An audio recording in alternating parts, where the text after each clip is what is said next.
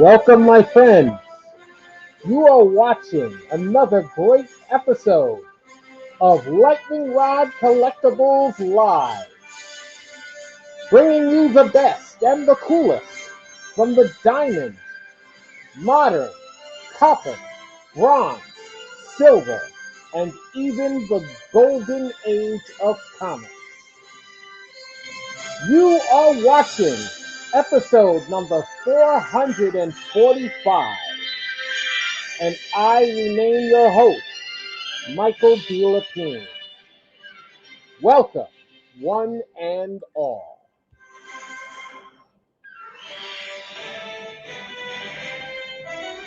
How's it going, everybody? So glad to have you with us again. We've been gone for about a month and a half for our regular show, and we've been doing every now and again a great episode live from the comic book store in Manhattan Beach, California, the Comic Bug. But now it is time to get back to the business of our standard Lightningrod Collectibles live show. I am your host, Michael D. Lepine. Thank you for joining me. We've got some great books today. I know you guys have missed me. I'm so glad to be here. So we're going to send off some quick notifications. Let everybody know that we have hit the ground running. So just stand by, please.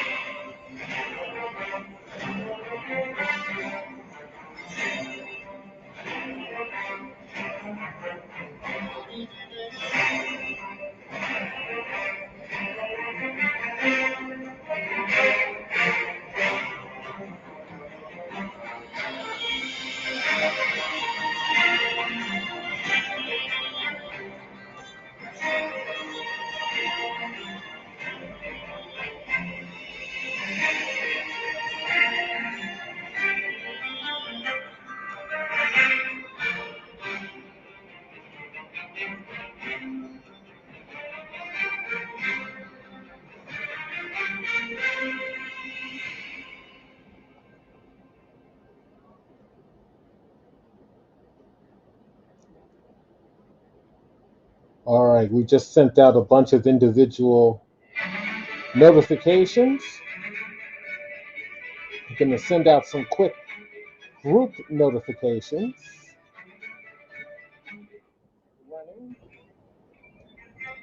Just stand by a bunch of individual.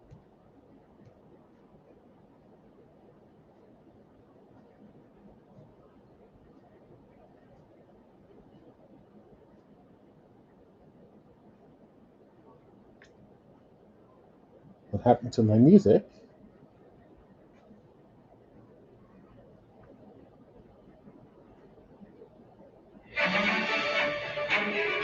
There we go. Sorry about that.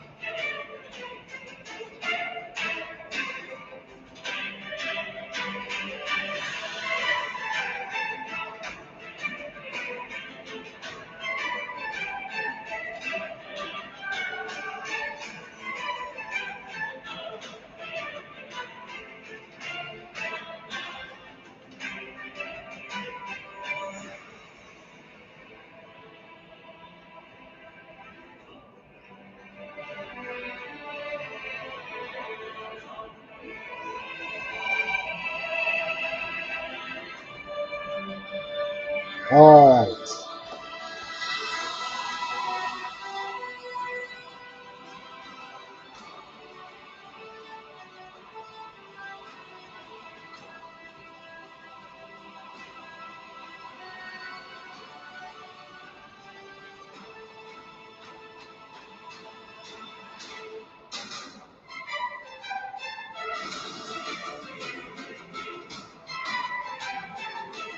Ah, all right. I see.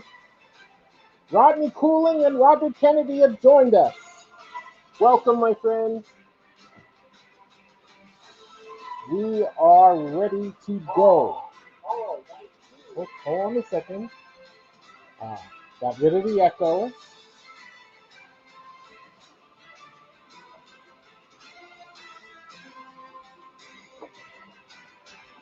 We'll move that in a little bit. All right, let's pull this back.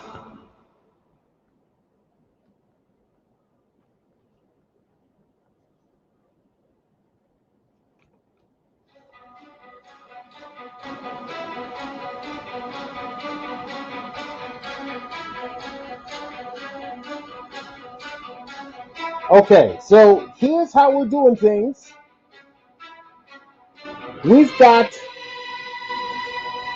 I sound a little muffled. Hold on one second.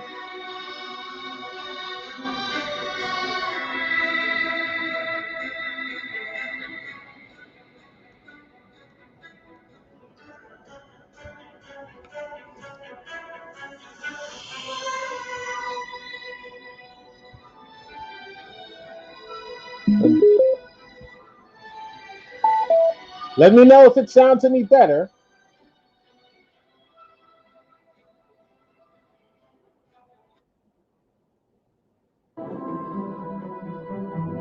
There we go.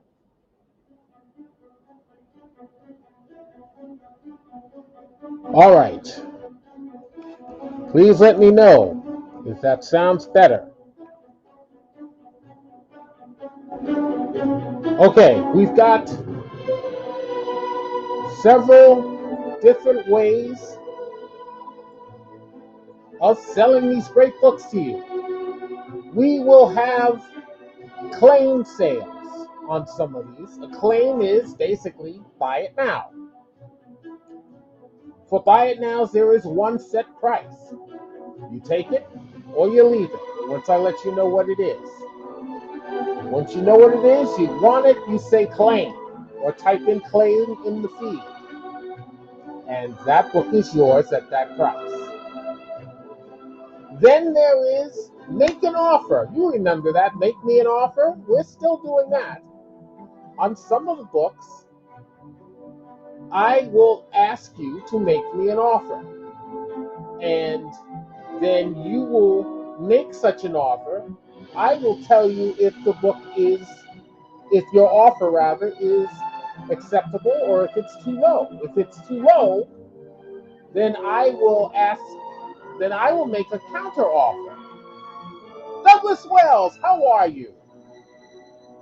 Hope all is well, dude. I got some warlords in. Now you don't hear anything. Uh-oh. Robert, can you hear me now?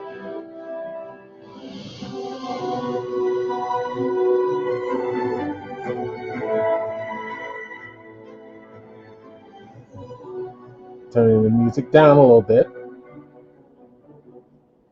Robert, let me know if that improves. Any of you, please let me know if you hear anything. What was I saying? Douglas, I do, even though they're not planned for today's show, if you want, I can bring out some warlords. I know you're looking for warlords, so please let me know. Let's see. Nice. I'll share my collection with you again so you can see which ones I still need. Yeah, I got some early ones in from Volume 1, the first Warlord series. Robert hears me now. Excellent, excellent, excellent. So, We talked about the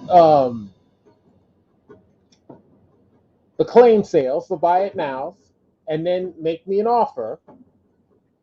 And I tell you basically if your offer is too low. If it is, I make you a counter offer. I come down on subsequent counter offers after that in terms of its value. You're coming up on your counter offers if you still want the book. Hopefully, we meet somewhere in the middle and we make a deal that we can both walk away from satisfied. That's the nature of make an offer. Then we have straight up auctions where I give you an opening bid and you go to town with it. You put in your bids. So there's that. And then we have a special, which we call, and we'll have a few on today's show, called Today's Lightningrod Special Value, with apologies to QVC. It'll be a premium book. It'll be a higher price, but it'll be a significantly lower price than what the value of that book is universally. Which means, let's say it generally you'd expect to find the book for a minimum of $60. Maybe you'll find it here at 45, maybe at 40, maybe at 30. You never know. It's going to be a significant discount, and it's going to be a claim. It's a buy it now. It's a special buy it now. It's today's Lightningrod special value. So that's what we have for you. So we're starting off with these 4 books. The book on the left, the A book, is a claim. You will claim this. This is one price. It is Silver Surfer Black. It is the tabloid size trade paperback, and it is still factory sealed. That is awesome. This is the Diamond Age. Marvel Comics claim Silver Surfer Black tabloid trade paperback. Do I still do payment plans? Yes, I do. Yes, I do. So I foresee that you may get quite a few things from me, and that'll come in handy for you. So yes, I do encourage that. So this is Silver Surfer Black tabloid trade paperback. The story is by Donnie Cates. The art and cover by Trad Moore. That's this one right here. Trad Moore is the artist inside and on the cover. It is factory sealed. It collects the 5-issue limited series Silver Surfer Black as a treasury edition format. It is from 2019. The grade range is 9.9 mint condition to 10.0 gem mint condition. The buy it now on this book is $20. The buy it now, the claim is $20. I'm going to put that in the feed right now. And Robert, did you hear me? Yes, I do. Still do payment plans. That's the A book. Now we're rolling on to the B book.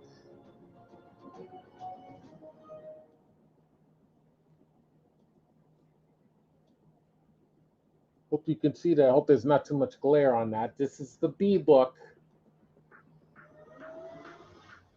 Good. Very good.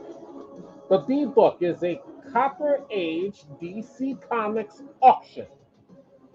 The B book is an auction item. It is Detective Comics, Volume 1, number 572. Number 572. 572.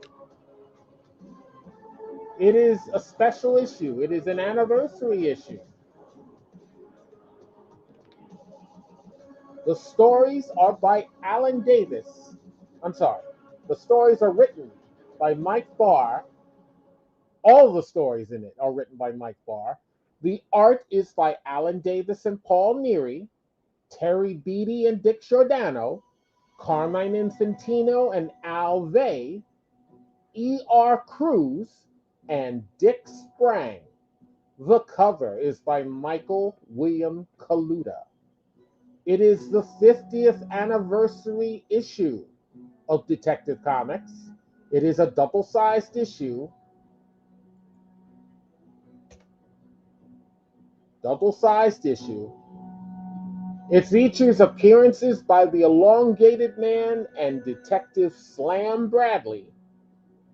And it features the first Copper Age Sherlock Holmes appearance in comics. This was published in March of 1987. The grade range is 7.0. The grade range is 7.0 to 7.5. That's 7.0 fine, very fine, to 7.5 very fine minus condition. The opening bid on Detective Comics number 572 is $15. $15 is the opening bid. That's our B issue. Let's go to our C issue. Our C issue, it's a Copper Age Marvel Comics auction. Copper Age Marvel Comics auction. It is Spider-Man number 1C. Spider-Man number 1C. The story, the art, and the cover are by Todd McFarlane. It is a first printing silver variant cover. This book has the distinction of outselling the X-Men. This is when Todd, $20 on B. Sorry to interrupt myself, but Robert Kennedy puts $20 on Detective Comics number 572. Thank you for that bid, Robert. The bid to beat. Oh, you meant on C. My mistake. No problem. $20 is the opening bid for Robert Kennedy on Spider-Man number 1C. So the bid to beat on Spider-Man is $20. Robert Kennedy has the high bid. Not on B, on C, on Spider-Man. As I was saying, Todd McFarlane proved to be a fan favorite on Spider-Man when he started doing that book for Marvel. But there is a documentary on Todd McFarlane and the history of how he and his partners, all fan favorite artists at Marvel, defected Marvel and started their own company, which is known as Image Comics. And he admits to saying that on the regular Amazing Spider-Man title, which he was drawing, he did not like the scripts that he was getting that he had to draw. So he told the editors that he would like to write Spider-Man. So what did they do? They did the next best thing. They created a new Spider-Man book for Todd McFarlane just so that he could write it and draw it. And this book is a result, and it did so well, it sold over 1 million copies. That first issue sold over 1 million copies. Now, I don't know if anybody realizes this, but for the longest time before that happened, those were early Golden Age comics sales numbers. And remember, the Golden Age books were 10 cents a copy at that time. But they were doing a circulation of about 1,000,000, 1,500,000, 2,000,000 copies. That was the norm. Of course, Action Comics #1, first appearance and origin of Superman, that issue did 1.5 million copies in June of 1938. And that was normal. It wasn't considered such a big to-do, but this was. So if you're a fan of Spider-Man, if you're a fan of Todd McFarlane, you definitely want this book. Before we address any other bids on this issue, we still have to talk about our D-book.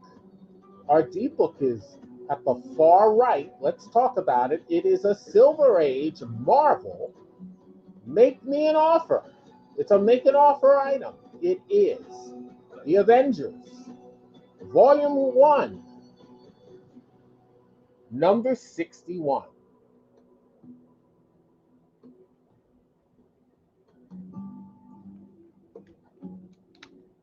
Make an Offer, The Avengers, Volume 1, number 61.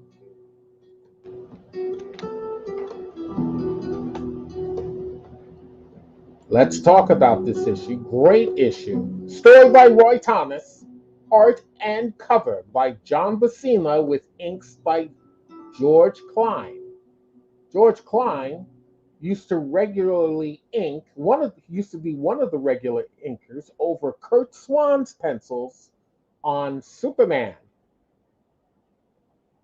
Ooh, we have a new bidder on Spider-Man. That is Rodney Cooling. He puts $21 on Spider-Man. So the new high bid is $21 by Rodney Cooling. Thank you, Rodney.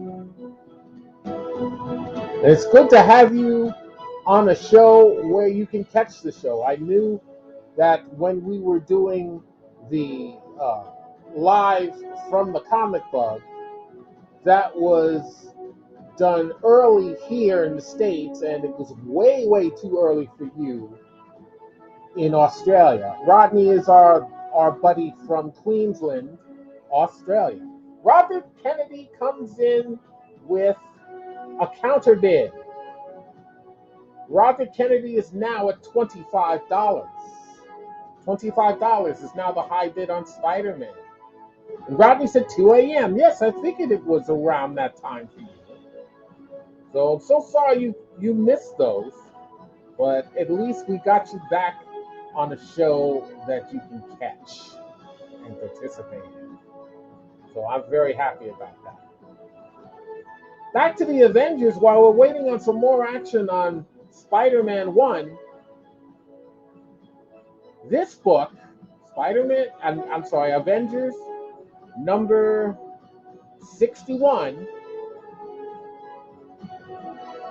it is kind of special because it is the first appearance of the Avengers standard ship, the Quinjet.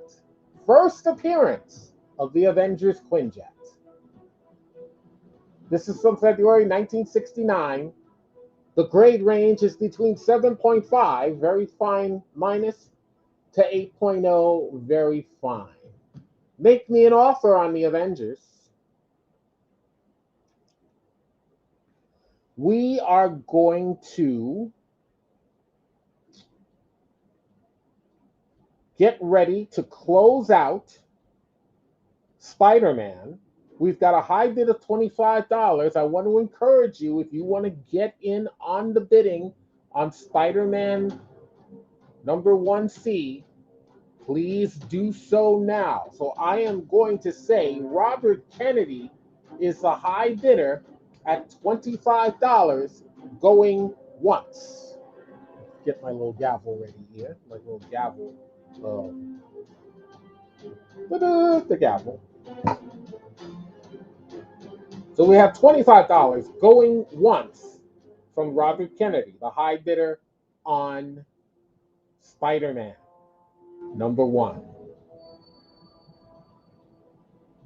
Do we have any higher bids from Rodney Cooling or anyone else? $25 is the high bid.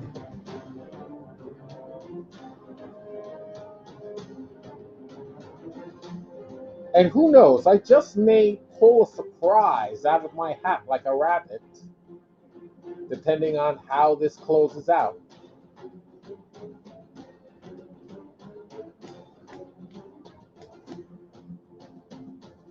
Got some more great books coming your way, including a book that was going to be on today's show, but yesterday our friend Austin Hoteling saw them and says, I want them now. And he put in claims on one of 2 books that I'll get to show you what they are. But we'll also have more books like Detective Comics. We're going to have a hardcover by J. Scott Campbell featuring more Marvel art. Spectacular Spider-Man. We have Saga of the Swamp Thing. More Avengers. Thor. More Spider-Man. And a whole lot more. Rodney Cooling just put in an offer on the Avengers.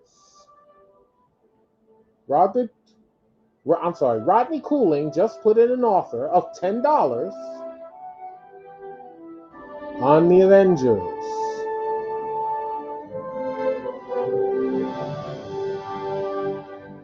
All right, I am going to say that the offer on the Avengers is too low. I am going to issue a counter offer.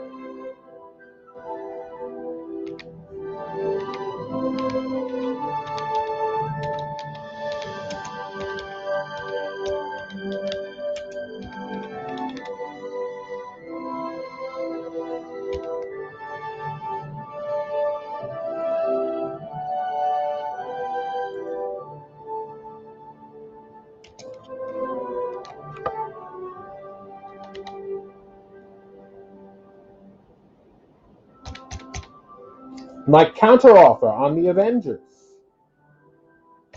is $45.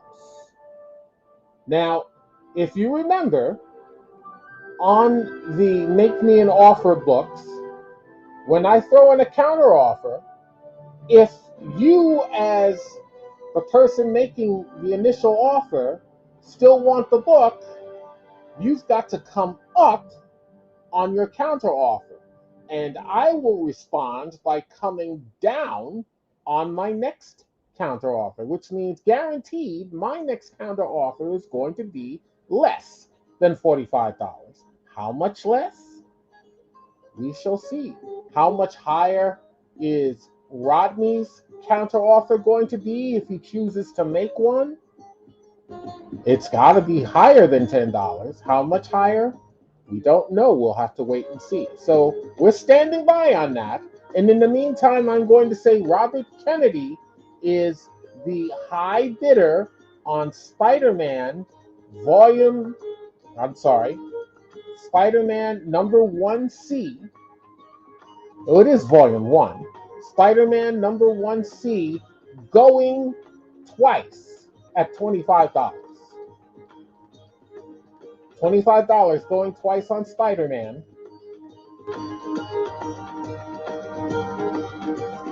The next time I speak out on Spider-Man, unless a new bid comes in, Spider-Man will be sold at $25. Unless somebody intervenes, Rodney or anybody else.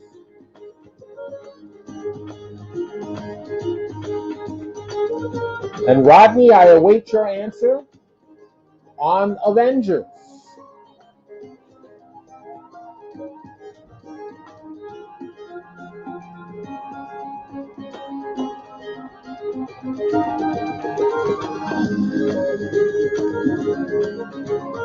It's a little bit of lag time, so I'm monitoring my screen. I gotta wait for it to catch up with what I'm doing. There it goes.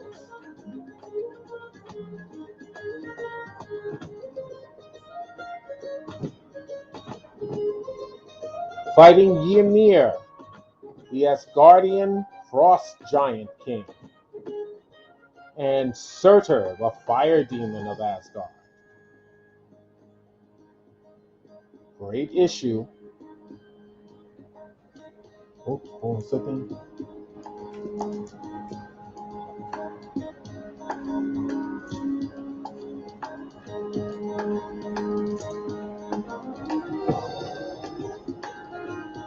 Okay, what do we have here on Spider-Man? $25 high bid.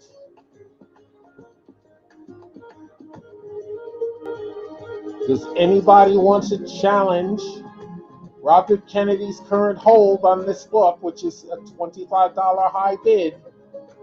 This is a silver ink variant.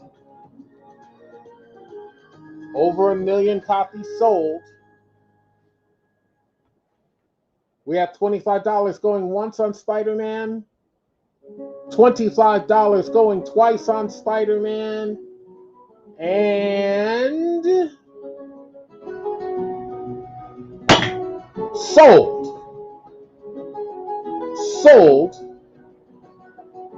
to Robert Kennedy at $25. And I'm going to tell you something. I told you I may pull a rabbit out of my hat over this. Hold on, let me. And I see your bid, your offer, your counter offer rather, Rodney, on the Avengers. You say $12. I will adjust that in just a moment.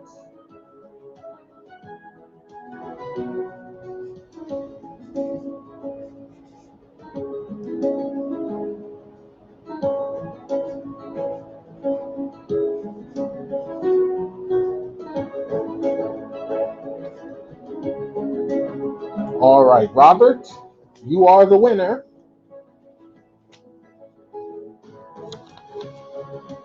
Of Spider-Man number 1C at $25. And now I'm going to tell you what I'm going to do.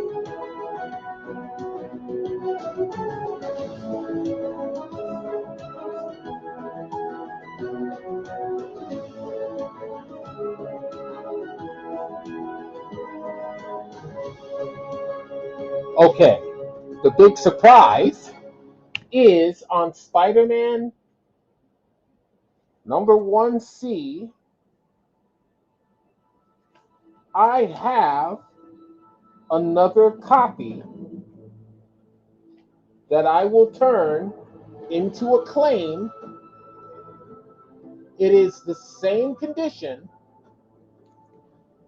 And Rodney, all you have to do is say claim, and you can have the second copy I had at your high bid of $21.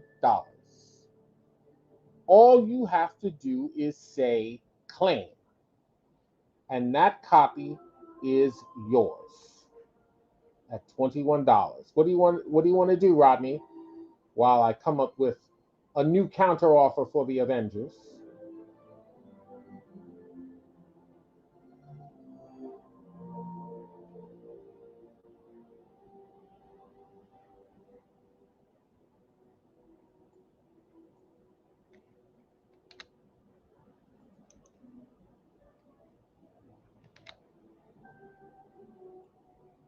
And by the way, the new counter offer on the Avengers is $42.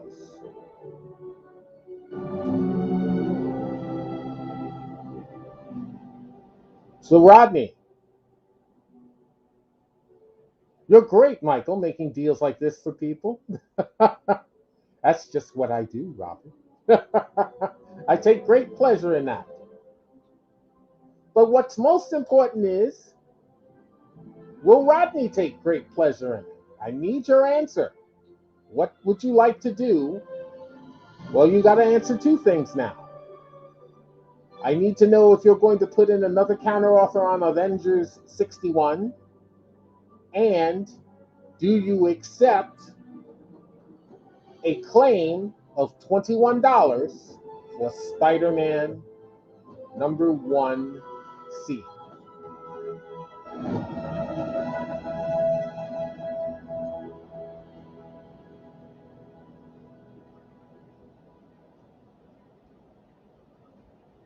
I know Rodney is still with me, but I need to know what you're going to do.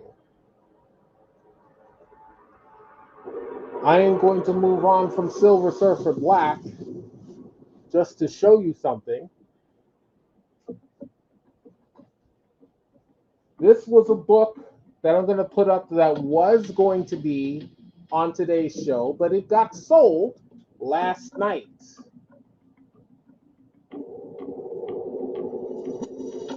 Bring the A down.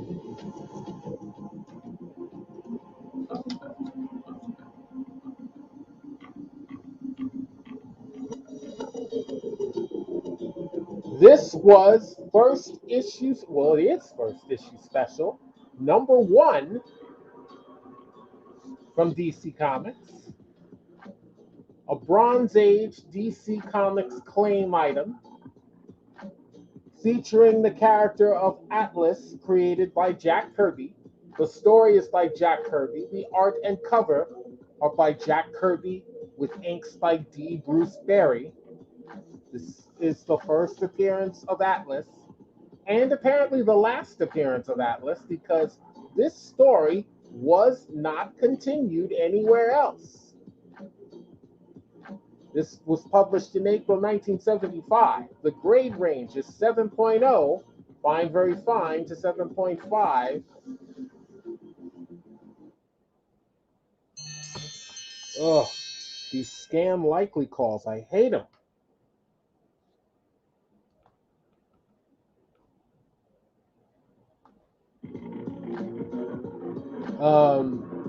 Grade range is 7.0 to 7.5, but buy it now on this book was $12. It was sold to Austin Hoteling.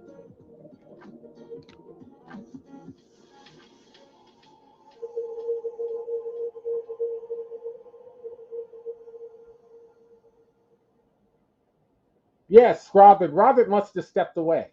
Robert, I'm sorry. Rodney must have stepped away. Rodney stepped away, obviously, and he's back.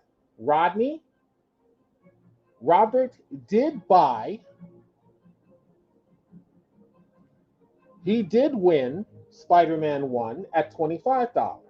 I have a second copy, same condition. I am offering it to you for what was your high bid of $21. All you have to do is claim it. Whoops. All good. It's all good. So, Rodney, what would you like to do?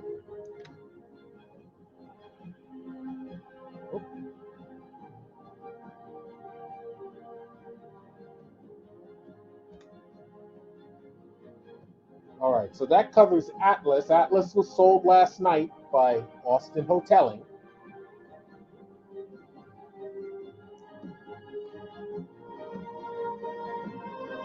Rodney, is that a yes? You want the book at $21? Please confirm.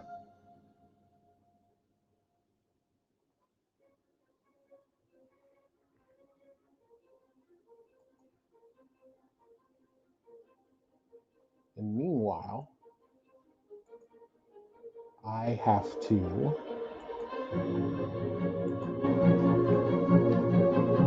mark down the winner of these books.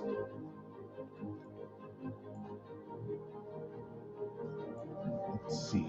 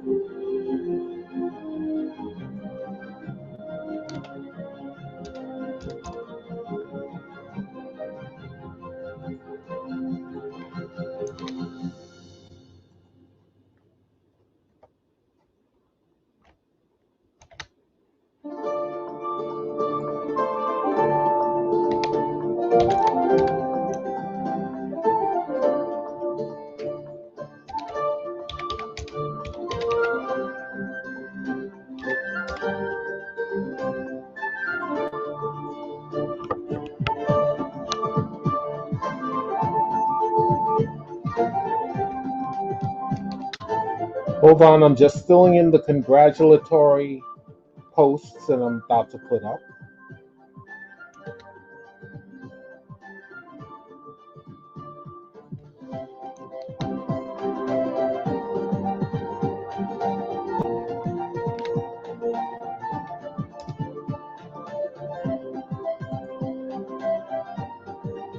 Yes, $21, thanks. Got it.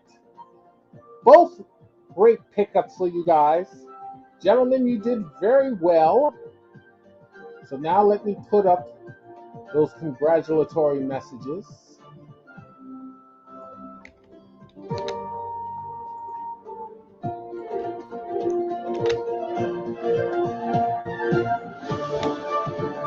Congratulations to Robert Kennedy for purchasing Spider-Man number 1C at $25. Way to go, Robert. And another congratulatory message goes out to Rodney Cooling for winning the same issue, Spider-Man number 1C, same condition, at $21. Awesome. Awesome, awesome. All right. It's time to clear some house now. We still got Avengers up because I'm waiting to hear from Rodney what he wants to do about Avengers.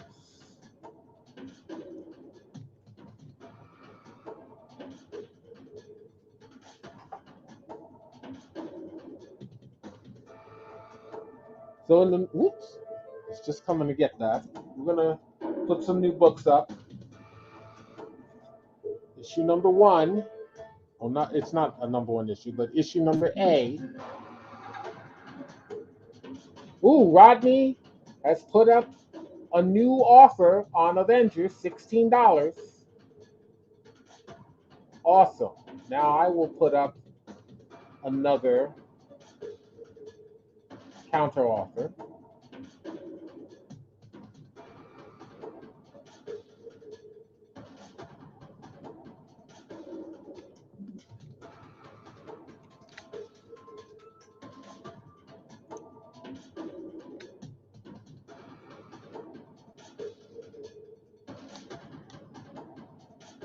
Okay, Lightningrod's new counter offer on Avengers 61 is $38. $38.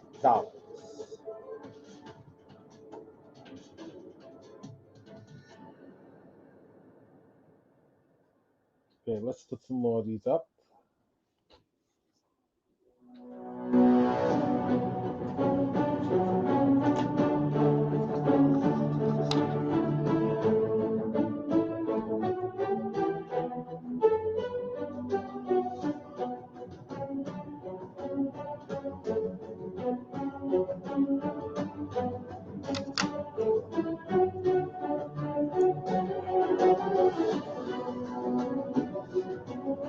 $25 would be my limit. My wife works hard for our money.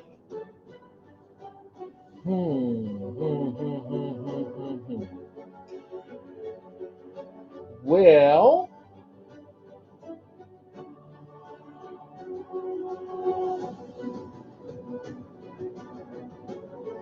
$25 would be about $3 below my cost.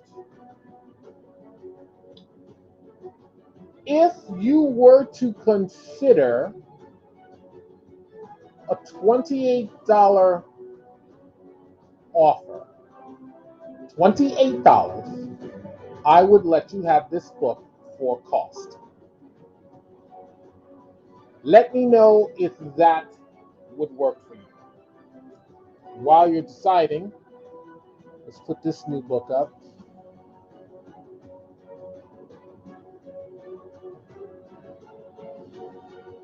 And I do understand if you can't make that work for you, that's quite all right.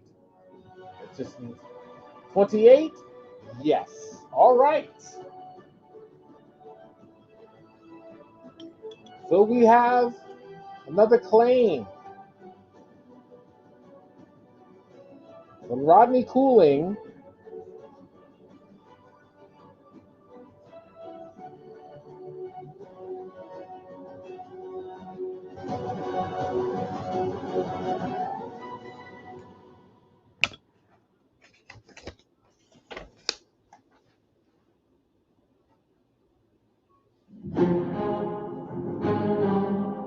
$28.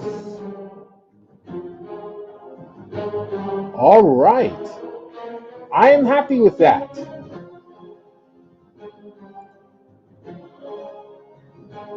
Let me put out the congratulatory notification.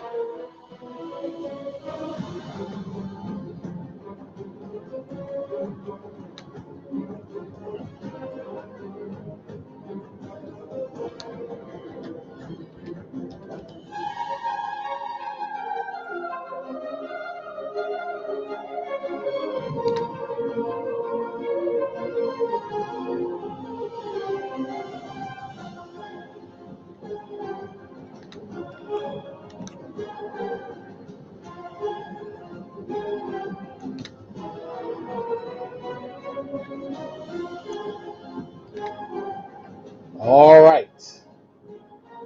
Congratulations once again to Rodney Cooling. He is now the winner of The Avengers Volume 1, number 61, for $28. Well done indeed. And now we will replace this one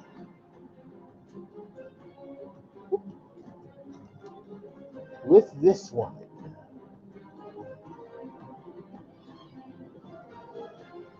All right, I'll go over all of these in just a moment.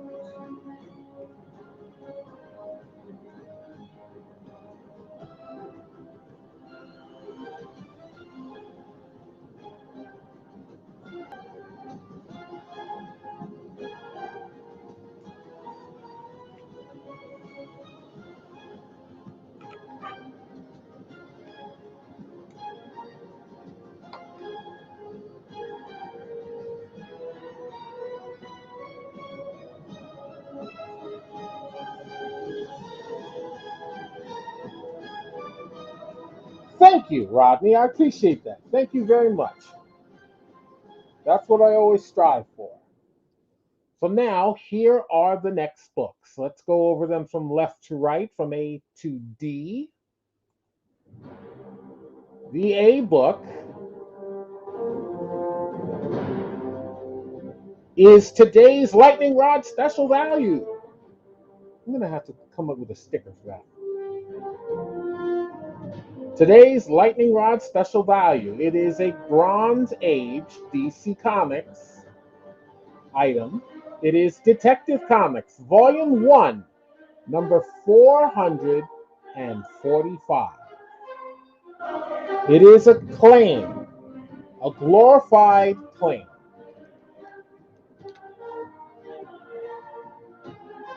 Great issue. Now, the one thing that's cool about these books that have this banner on the top, 100 pages for only 60 cents at the time. That was an experiment, a year-long experiment that DC Comics did back in 1974 and 1975.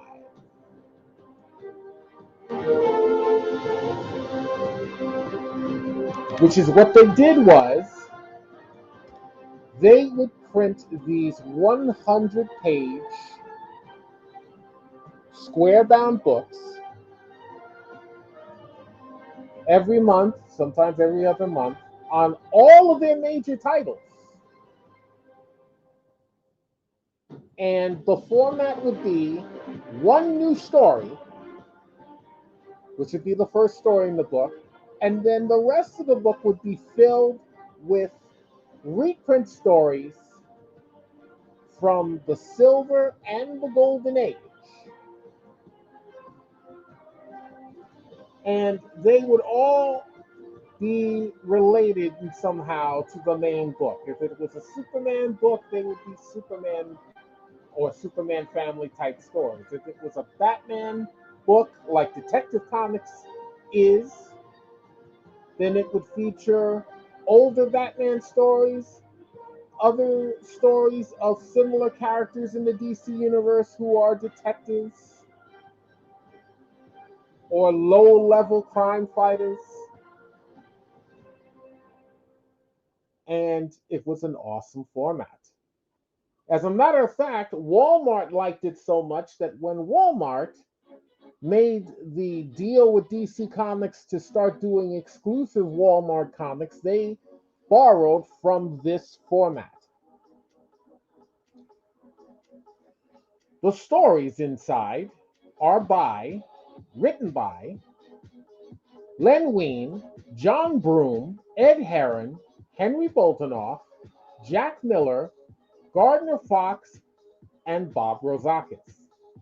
The art inside is by Jim Aparo, who also did the cover,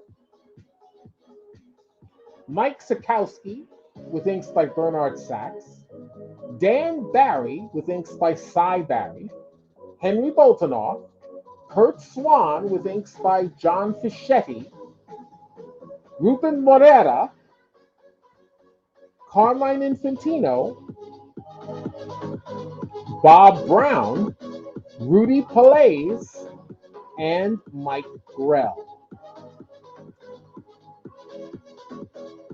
So again, this is the 100-page super spectacular format.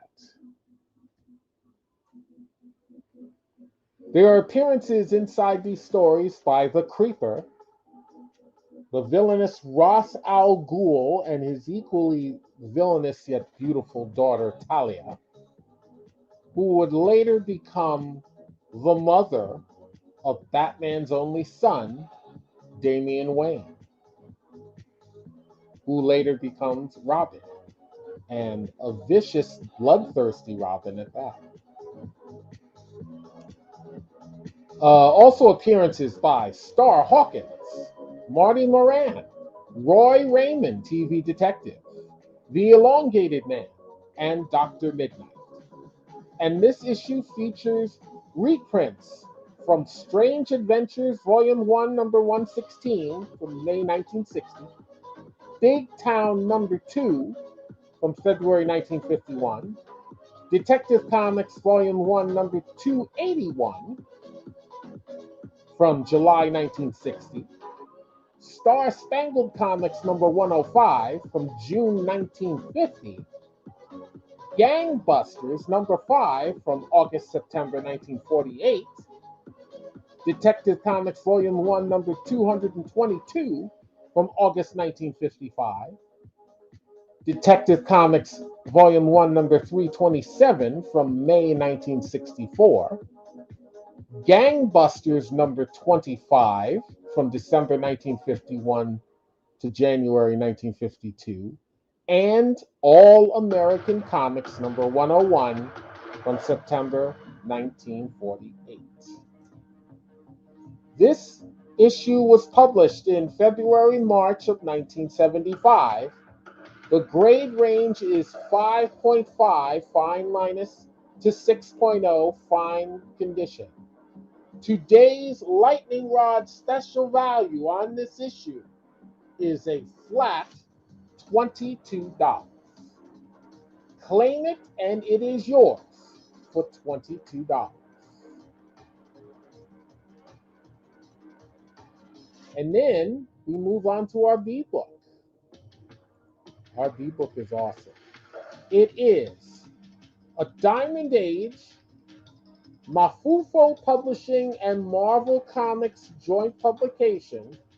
It is an auction item. It is J. Scott Campbell's More Marvelous Art signed hardcover. Yes, I did say this book is signed. This is an auction item.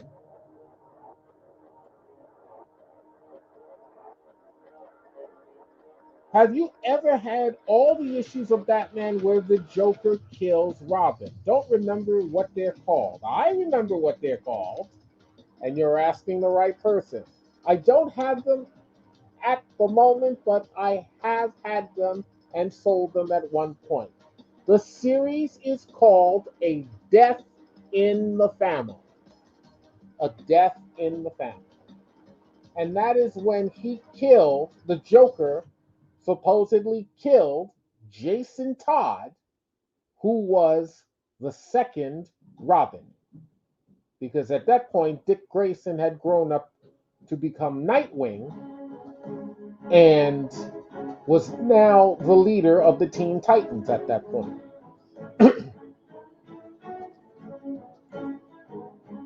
And the interesting thing about that series, Batman, A Death in the Family, was DC put together a campaign that people could vote by calling in to determine Robin's fate, whether he lived or died. And actually, it was kind of rigged because it wasn't rigged by DC, but one of the callers was able to figure out the system and how it worked and just put in an overabundance of call after call after call after call after call after call. He made hundreds of calls, and shot up his phone bill accordingly, but he wanted Robin to die. And his actions helped determine Robin's fate. So yes, it's been trade paperbacked scores of times. Batman, A Death in the Family, featuring the death of Jason Todd. And of course, Jason Todd has been resurrected. He is now known as the Red Hood. So I hope that answers your question.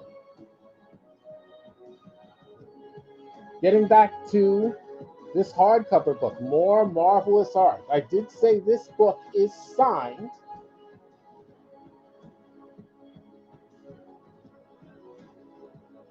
There's the signature of J. Scott Campbell himself. Mafufo is a European comic book publisher who specializes in comic book art style books, just like this one.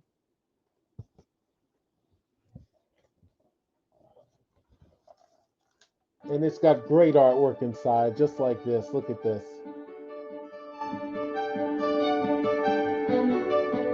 All art and the covers are by J. Scott Campbell. And this is all exclusive Marvel art.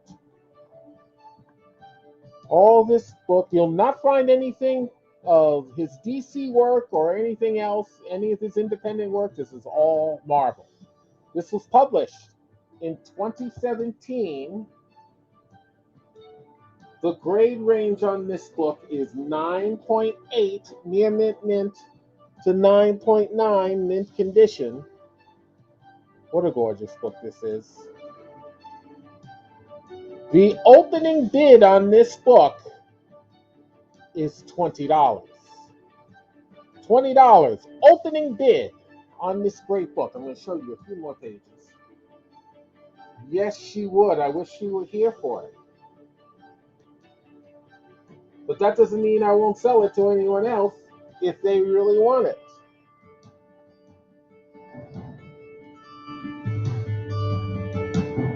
Gorgeous book. Gorgeous. And J. Scott Campbell is a big draw. He hardly does interior art anymore. Mostly covers. His cover work is quite lucrative for him. I think the minimum he gets is $1,000 per cover.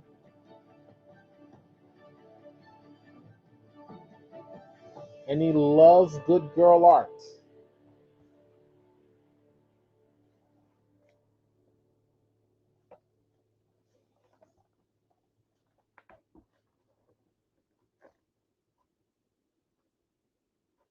Is it a heavy book?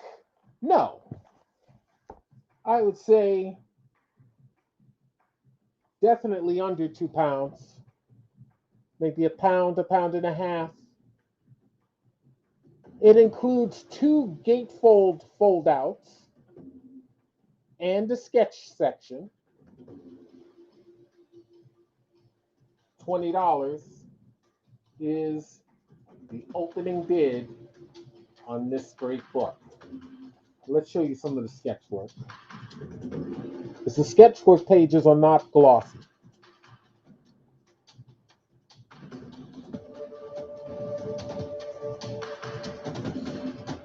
Very nice X-23 as Wolverine.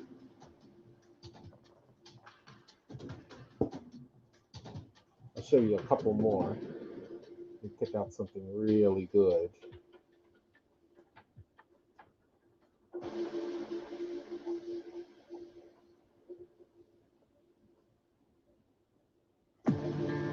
Oh, I like this one. Riri Williams as Ironheart. That's cool.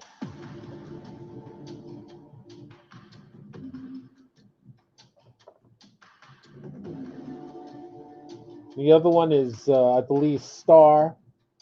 No, it's not Star. It's Jessica Jones.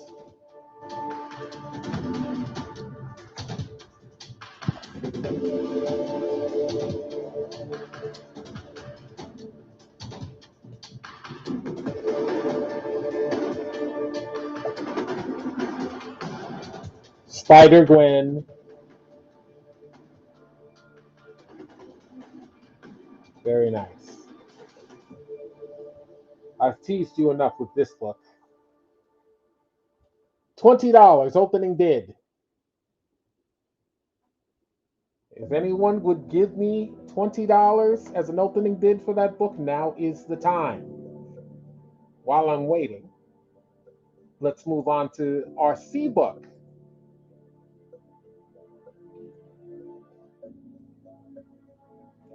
Our C book is a Copper Age, Marvel Comics, Make Me an Offer.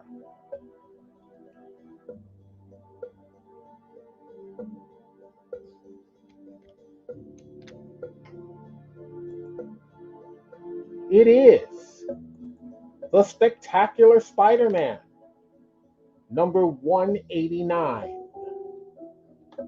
The Spectacular Spider-Man, number 189. It's got a couple stories in it by J.M. DeMatteis. The art is by Sal Buscema, Bob McLeod, and there's a Spider-Man poster inside by Charles Vess. Painted poster. This is the 30th anniversary issue. 30th anniversary of Spider-Man.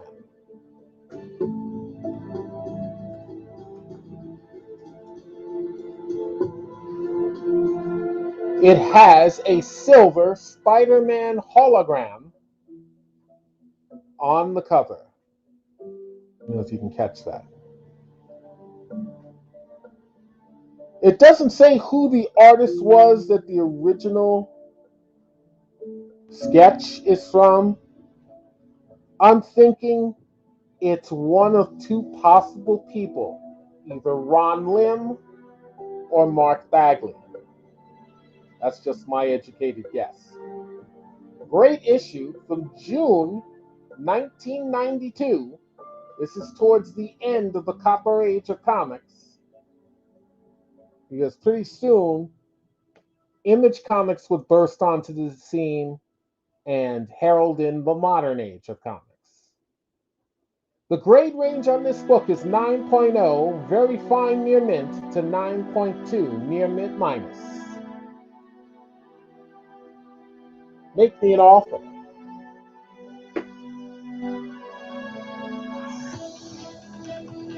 And then the book on the far right, our D book, Saga of the Swamp Thing. It is a Bronze Age DC Comics auction. This is an auction item.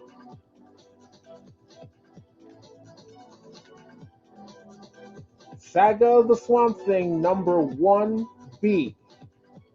It is a direct edition copy.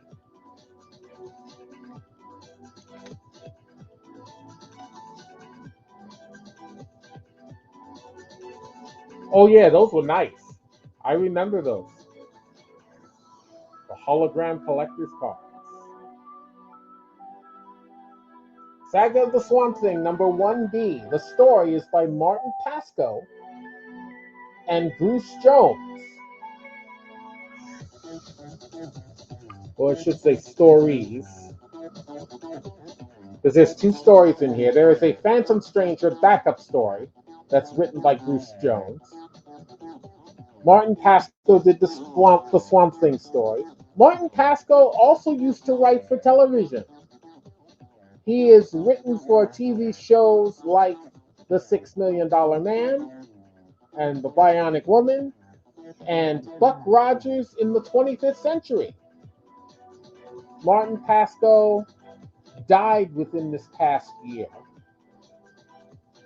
I don't know if it was COVID related. I hope it wasn't.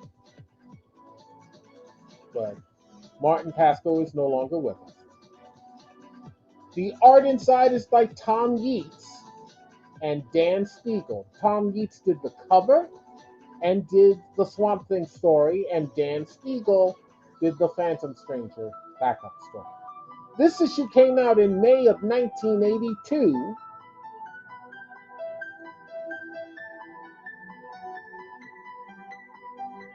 The grade range on this book is 7.5.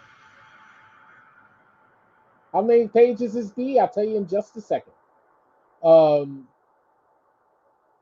Grade range on Swamp Thing is 7.5, very fine, minus 28.0, very fine. The opening bid on Saga of the Swamp Thing number 1B is $14.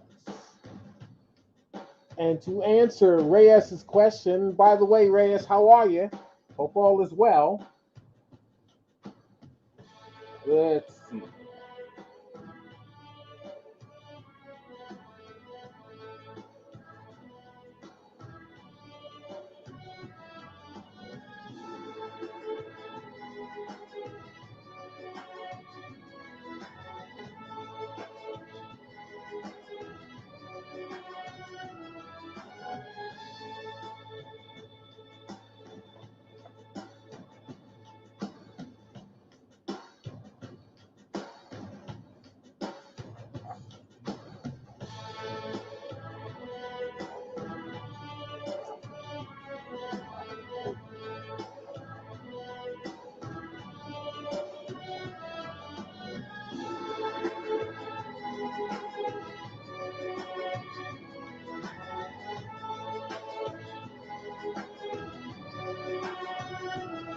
This book is 84 pages cover to cover.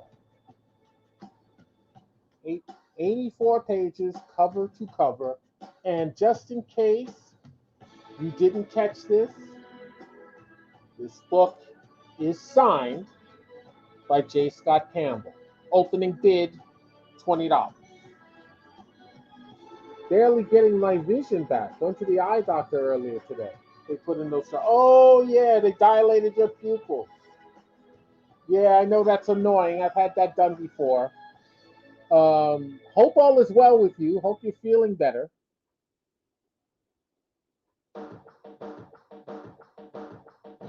If you're interested in the J. Scott Campbell hardcover, please put in a bid.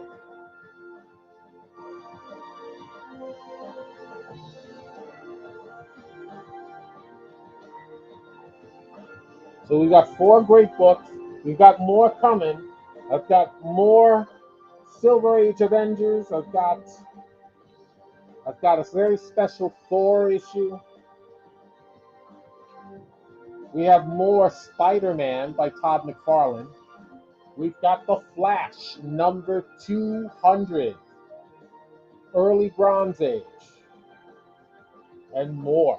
More. Reyes puts in a $20 bid on More Marvelous Art by J. Scott Campbell.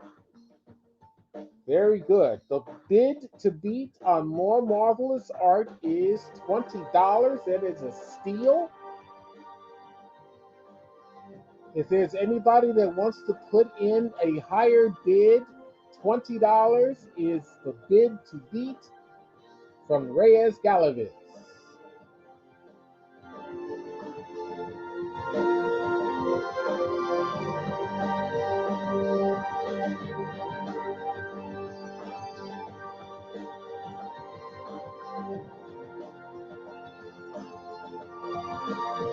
After the end of the show, and of course, I'm having my dinner at that point. After all that, I will send out invoices. So far, we've got Austin Hotelling, who bought 2 books yesterday. Rodney Cooling's got 2 books, and Robert Kennedy has 1. And it looks like Reyes may have 1 himself if no one challenges him.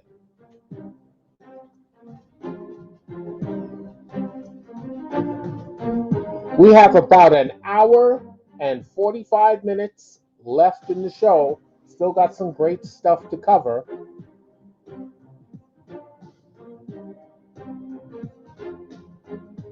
We're going to start doing last calls on these books and moving on to the next ones.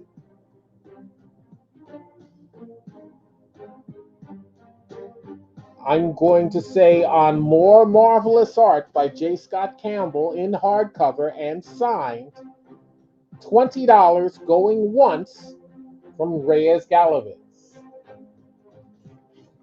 Now is the time to put in a bid on that if you are so inclined.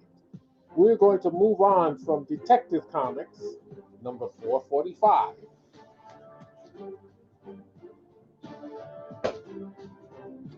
And we're going to move on to our new Wave book.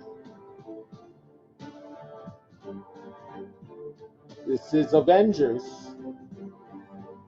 Volume 1, number 79. Let's talk about that one. It is early Bronze Age. I think I mistakenly said it was silver. This is early Bronze Age. This is August of 1970, and 1970 was the first year of the Bronze Age of comics. This is a make me an offer item.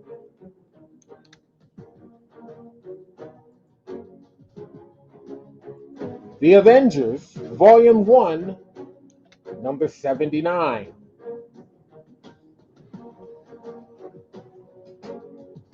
We just sold number 61 of the Avengers to Rodney Cooley.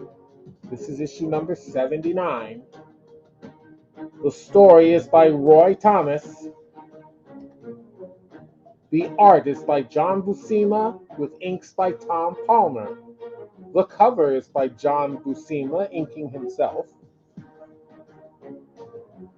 This features the second appearance of the team known as the Lethal Legion, which was led by the Grim Reaper and featured the Swordsman before he switched sides and turned good, Power Man, the original Power Man, the Living Laser, and the Scourge of the Black Panther, the Man-Ape.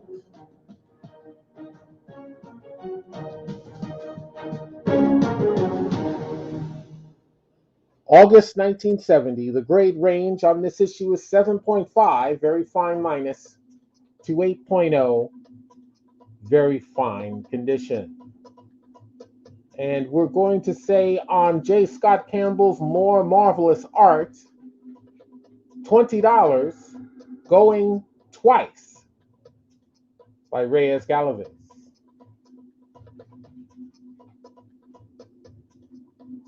And we're going to swap out that Spectacular Spider-Man. Remember, if there's books that you see and you need some time to decide on whether you want to place a bid or make an offer, you can always petition me to bring a book back to the screen, and I am more than happy to accommodate you. This is a cool one. Our C book.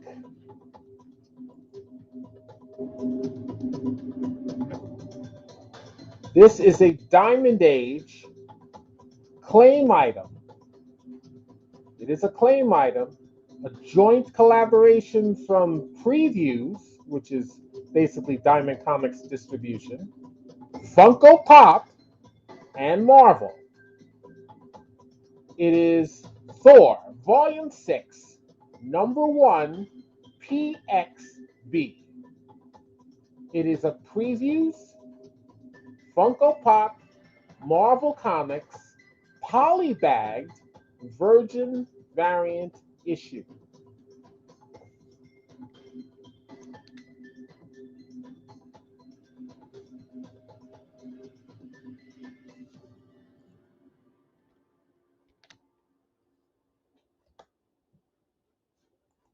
All right, let's talk about this one. What a cool cover.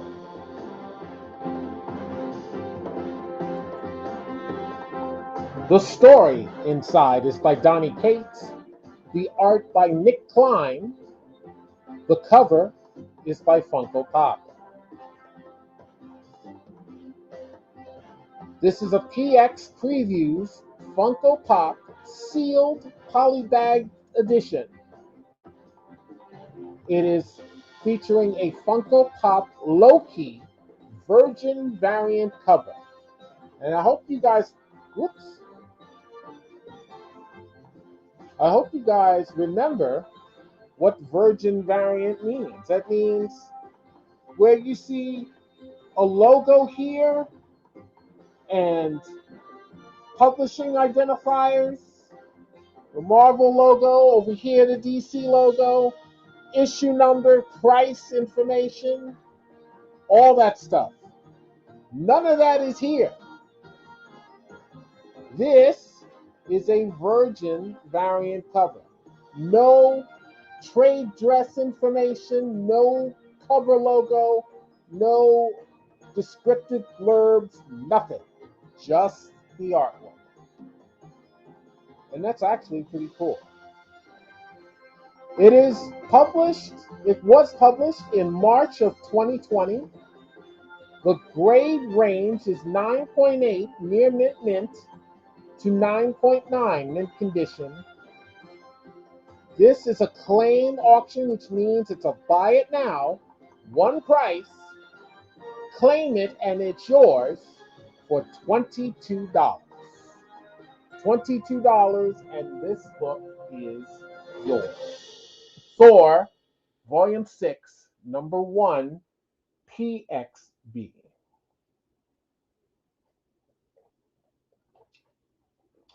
PX means it's from Diamond Comic Distribution's Previews. The PX signifies their toy division, which is apropos because, of course, some of the hottest toys out there are from Funko Pop.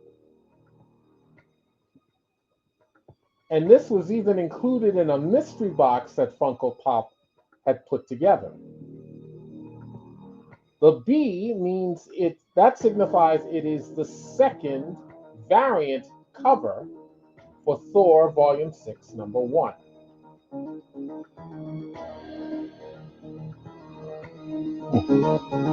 Had to wet my whistle for a second.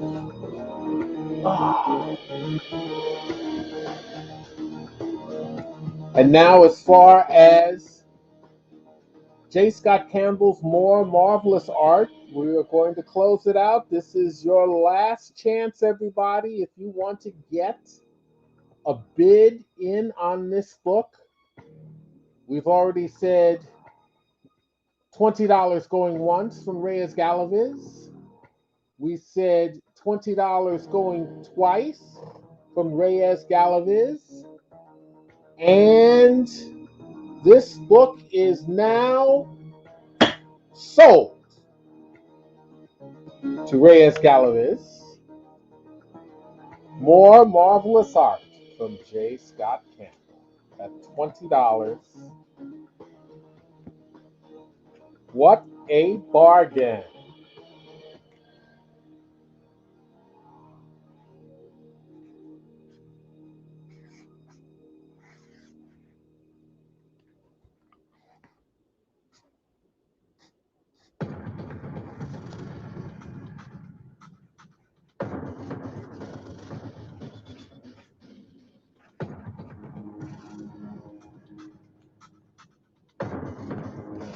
All right, Reyes.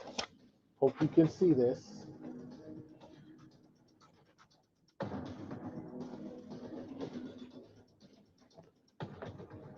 All right, now I must put in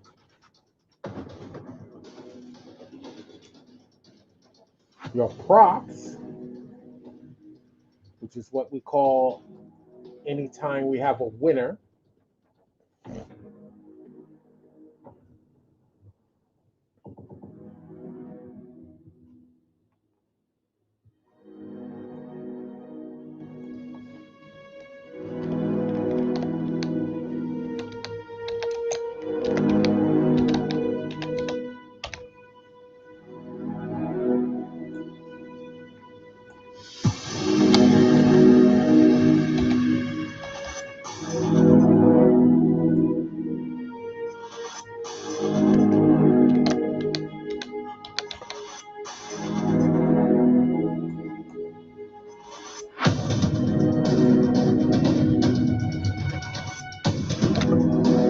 All right, here we go.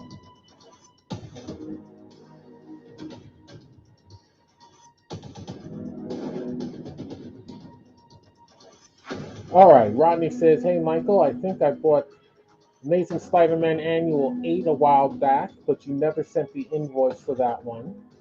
I did pay you for ASM 252 a while ago, though. Could you include those in with the ones I went today and charge me the postage and post them out when you get a chance? I don't need priority shipping. The lowest cost shipping works best for me." Absolutely. As I put in a congratulatory props message for Reyes Galavis for his great win.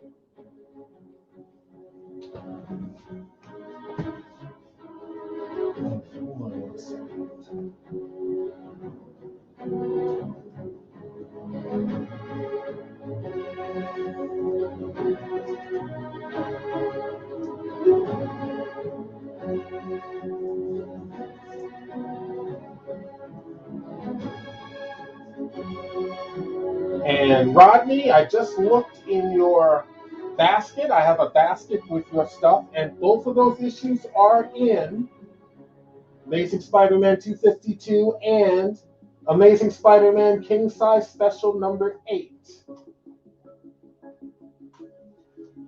And sorry, I did not charge you for Amazing Spider-Man King Size Special number 8. That was only for $3. So I will include that in your invoice and include everything together to ship out.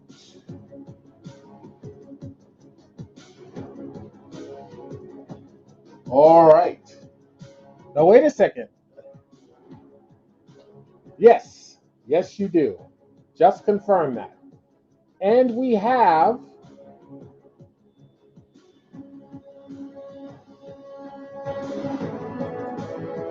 is that an offer? Did I say that was an offer?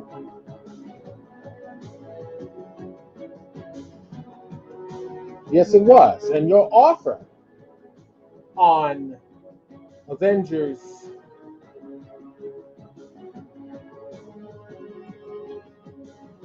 number 79 is $20.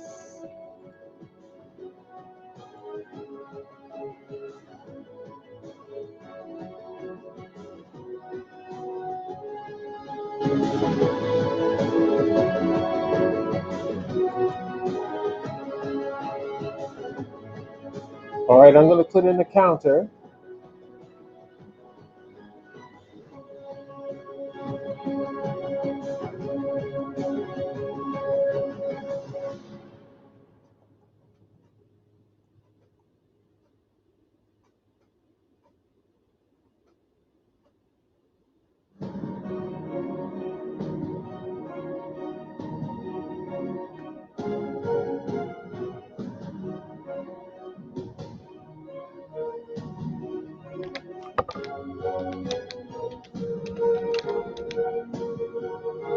Let me see something.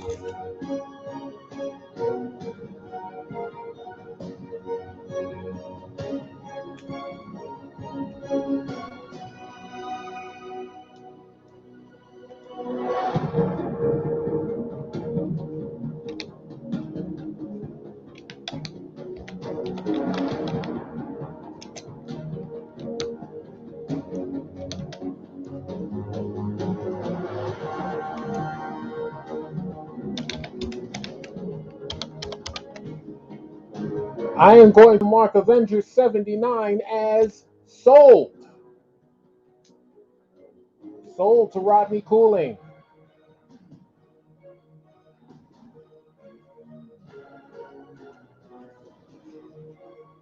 For $20.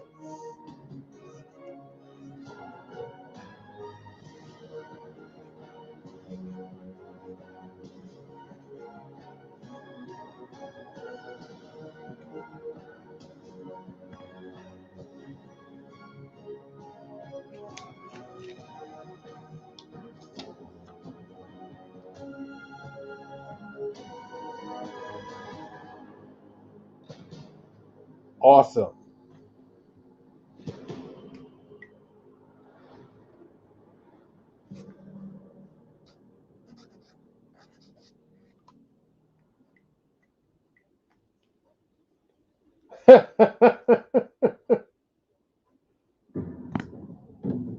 Well, you may have run the risk of me putting out a counteroffer,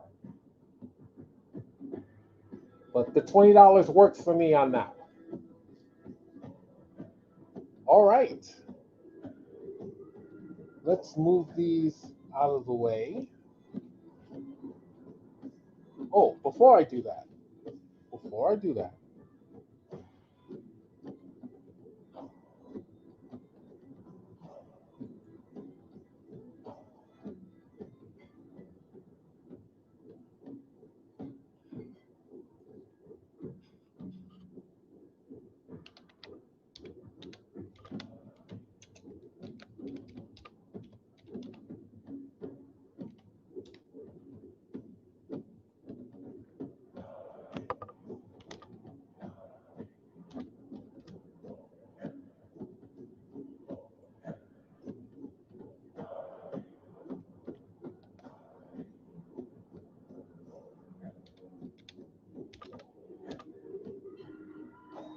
all right, we have to give Rodney his props on winning this book.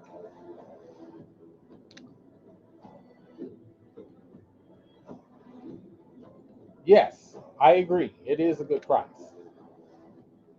Even if I do say so myself. Congratulations. Great win, Rodney.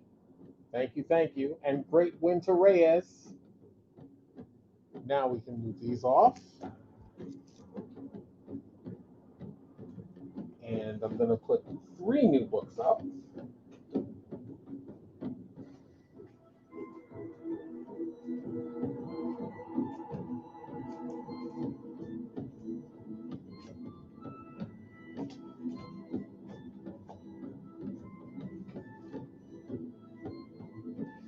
We're going to move Swamp Thing off the board.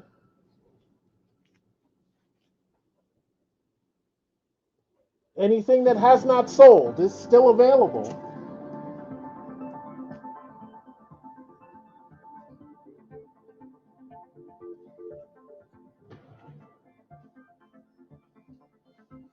This is almost like the 2 copies of Spider-Man #1 that I just sold a while ago. This is the standard cover issue.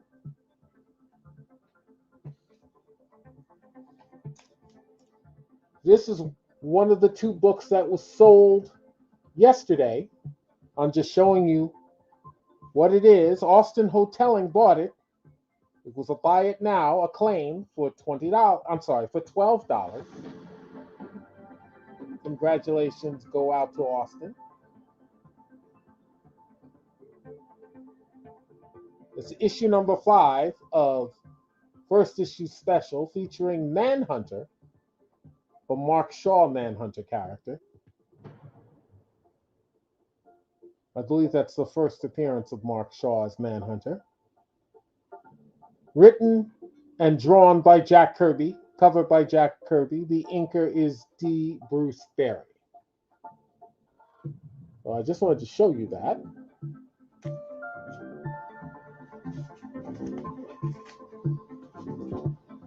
And we've got some Man-Thing happening.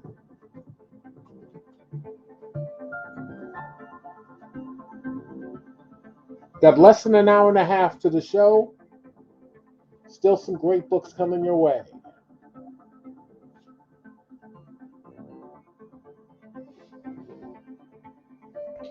All right, let's do these from left to right, A to D.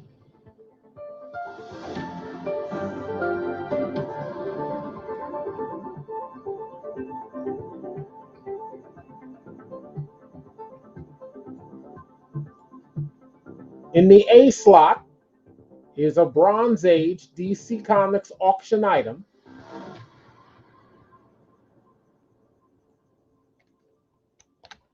It is The Flash, Volume 1, number 200.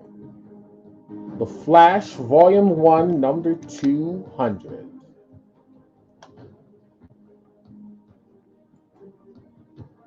The story is by Robert Kanigher. The art by Irv Novick and Murphy Anderson.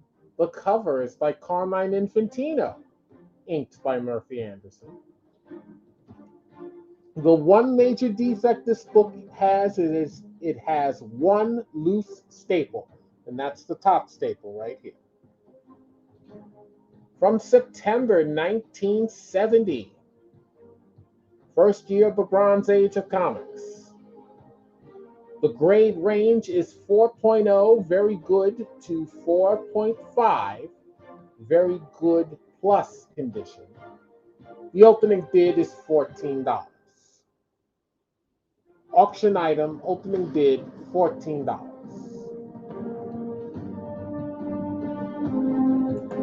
Then there's the book in the B slot.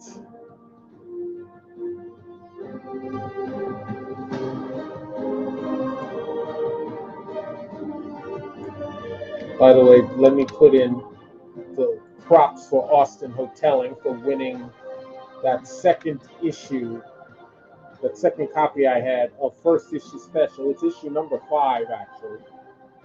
He won it for $12. Congratulations go out to him.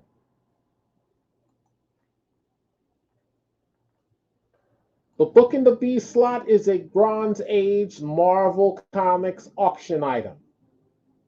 It is an auction item. It is The Man-Thing, Volume 1. The Man-Thing, Volume 1, issue number 4. Man-Thing, Volume 1, number 4. The story is by Steve Gerber.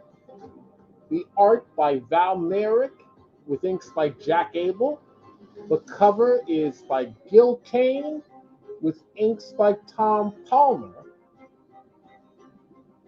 This issue features the second appearance of the villain known as Fool Killer. And it also has an intact Marvel value stamp in the letters page, number 17 in Series A, Black Bolt. Black Bolt, I believe, as drawn by Jack Kirby and Joe Simmons.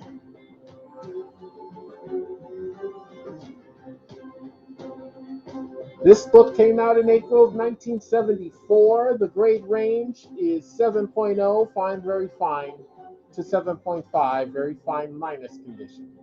The opening bid on The Man-Thing, Volume 1, Number 4, is $10. $10 opening bid.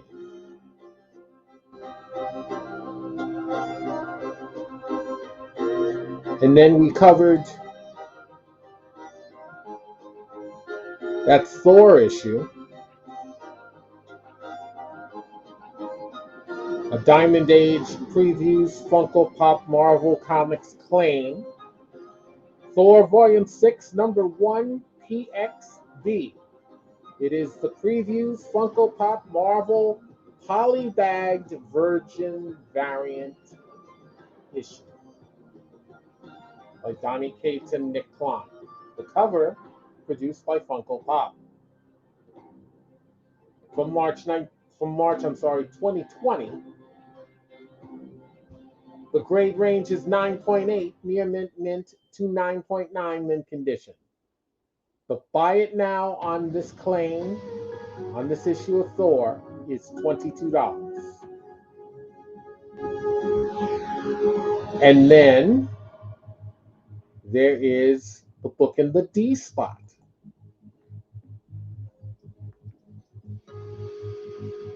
The book in the D spot is a Copper Age Marvel Comics claim item, Spider-Man #1. Now, we sold 2 copies earlier of #1C. This is the A book. This is Spider-Man #1. Story, art, and cover by Todd McFarlane. This is the first printing standard cover. First printing standard cover.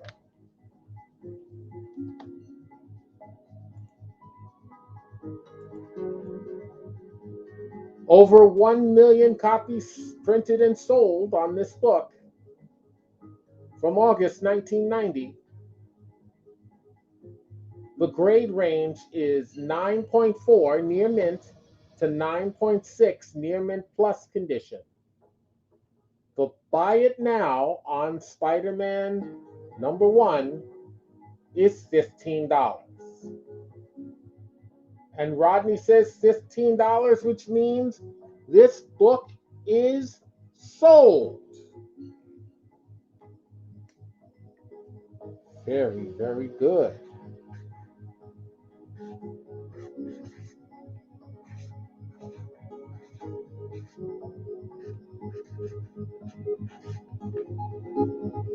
All right.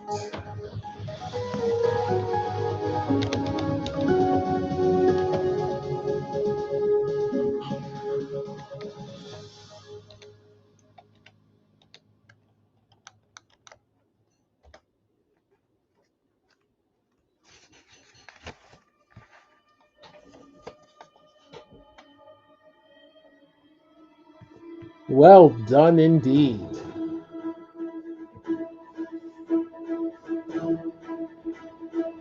I've got one of a million. Yes, you do. That is awesome.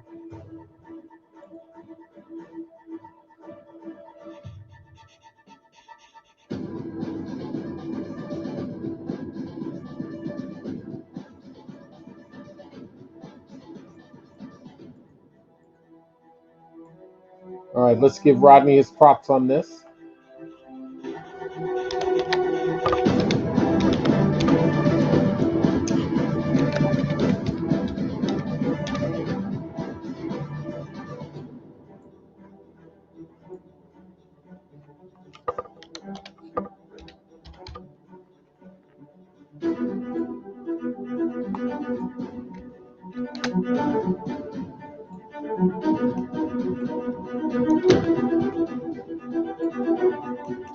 Okay, the balloons are flying for Rodney Cooling. Now the winner of the standard copy of Spider-Man #1. Congratulations. That is awesome.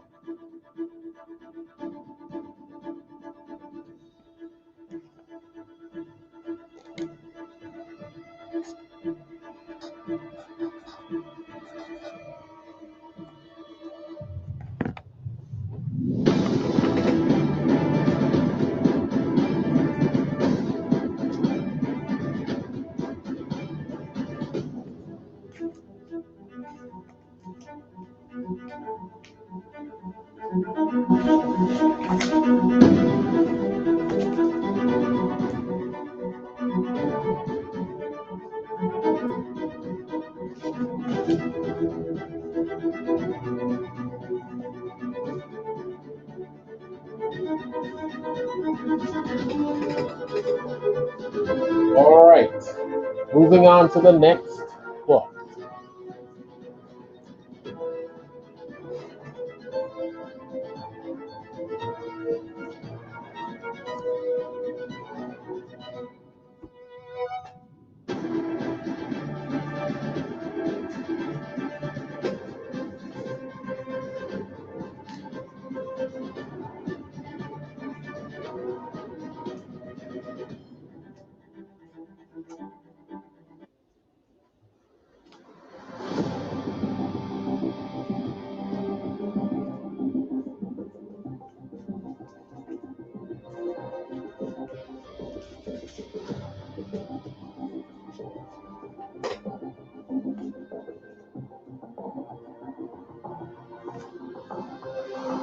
Okay, my friends.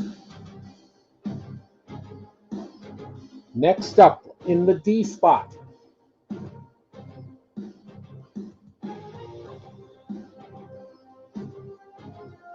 This is a claim item, Bronze Age DC.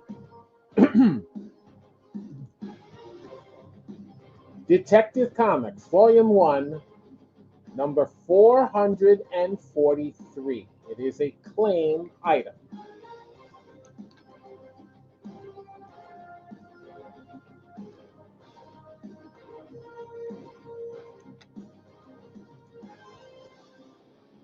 Stories inside are written by Archie Goodwin,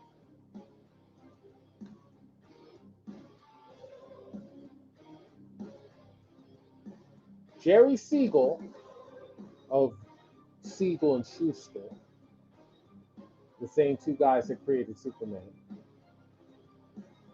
Jerry Siegel wrote for DC Comics for many years after that. Robert Kanigher, Steve Ditko, and Don Siegel, and Joe Samachin. The art inside is by Walt Simonson.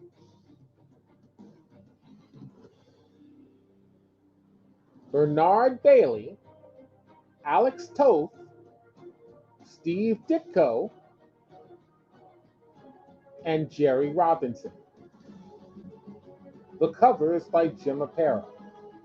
Batman teaming up with what was believed at that time to be the conclusion of the Manhunter storyline.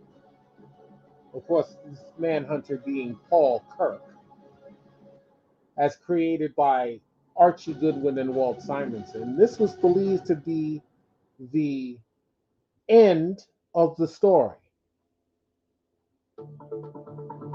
which marked the death of Paul Kirk as Manhunter. That was not to be the case. Many years later, towards the turn of the 21st century, there would be a special Batman book that would come out that would publish the true conclusion of the Paul Kirk Manhunter storyline, tying into Batman, of course. And it was advertised as the last Archie Goodwin story. Archie Goodwin had tragically died of cancer, and this story was being published posthumously. And that book is considered truly the end of the Manhunter storyline. I think that came out around 1999, I want to say.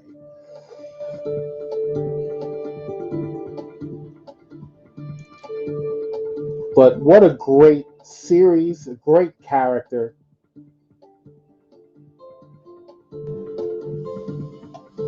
So this features what was believed then to be the last chapter, culminating in a team-up between Batman and Manhunter.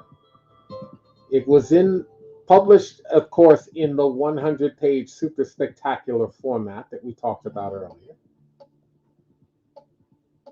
Appearances in this issue by, of course, Manhunter, Paul Kirk. Also, the Spectre, Green Lantern 1, which is Alan Scott, and the Creeper. The reprints in this issue are from More Fun Comics number 65, March 1941.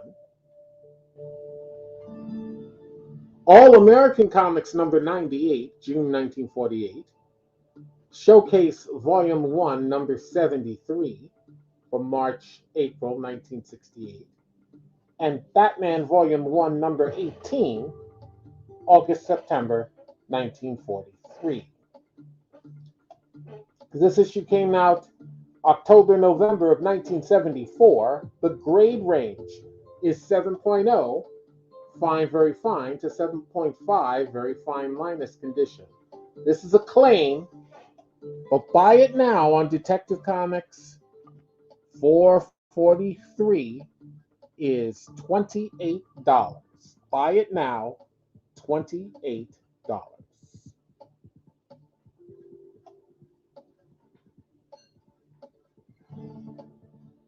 All right, we're going to move on with some of the other books. We're going to phase out that Thor.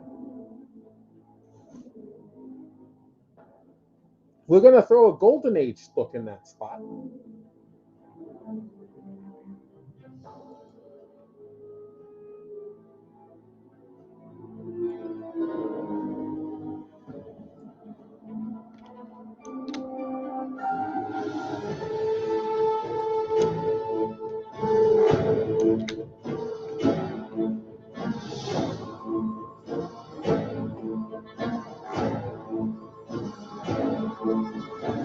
Remember, anything that has not sold is still available.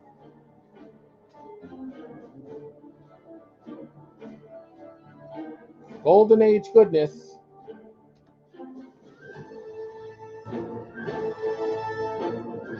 This is a Golden Age make me an offer item from Atlas Comics, who later on changed their name to Marvel Comics. This is Battle number 33. Battle number 33. The stories in this issue are written by Colin Dawkins. The art inside are by Joe Sinnott, John Severin, Sid Shores, and Gene Colan. The cover is by Joe Meneely. Joe Meneely helped to create The Black Knight with Stan Lee and did a 5-issue Golden Age run of The Black Knight. The art is absolutely amazing. Joe Meneely was the type of artist that he didn't do any preliminary work in pencil. He went straight to inks in his drawing, and that is a very difficult thing to do. But he was a master at it. Died quite young. If Joe Meneely had lived to see the true rise of the Marvel Age of comics, if Stan Lee had had his way, Joe Meneely would have been the artist to draw the first issue of the Fantastic Four, and not Jack Kirby.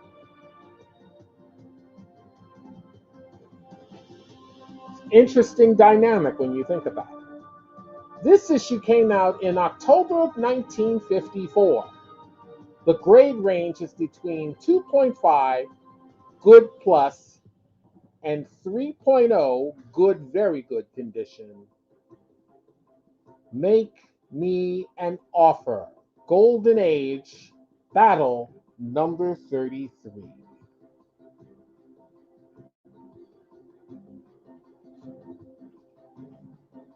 We've got slightly more than an hour left.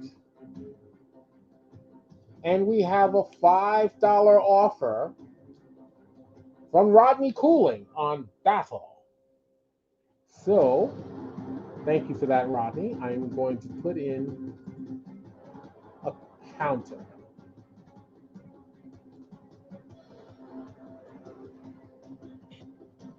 And this issue is cool. So if you're familiar with any of the artists inside, Joe Sinnott, John Severin, Sid Shores, and Gene Colan, you get to see what their work looked like in 1954, which I think is quite cool.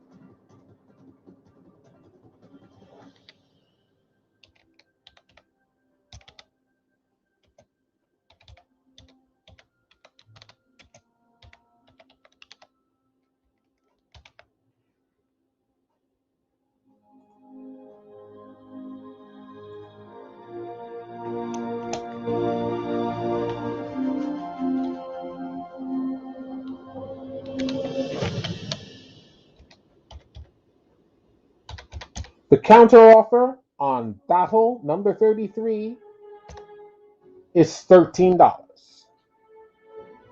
$13 is the counteroffer. Rodney, would you like to make a counteroffer of your own?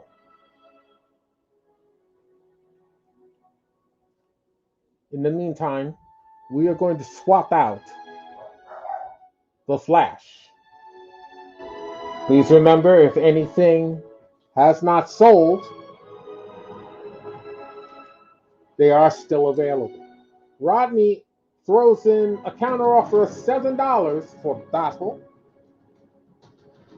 We'll talk about the new A book I just put in.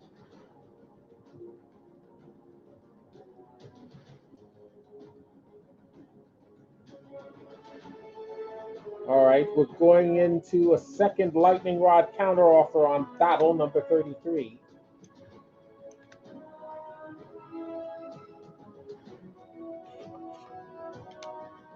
Latest counteroffer from Lightningrod on Battle 33 is $11. And this next book is our second today's Lightningrod special value of the day. It is a Diamond Age Marvel Comics issue.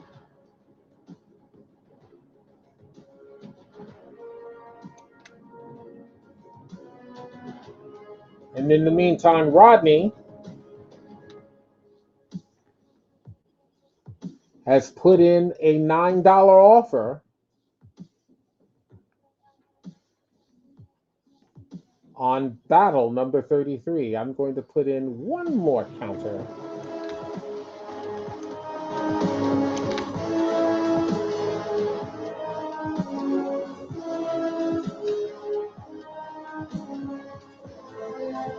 My latest and what I think will be my final counter offer on Battle number 33, 1954, is $10.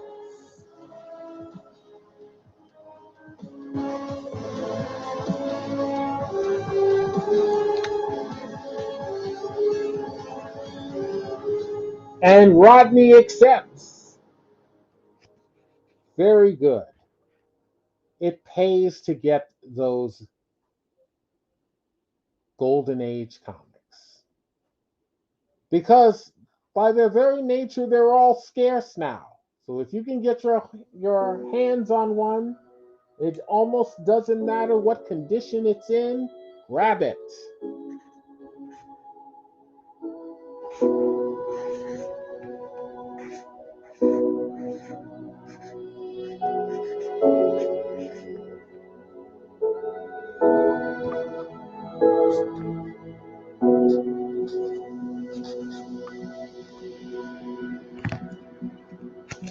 All right. Yes, I know what you mean, Rodney.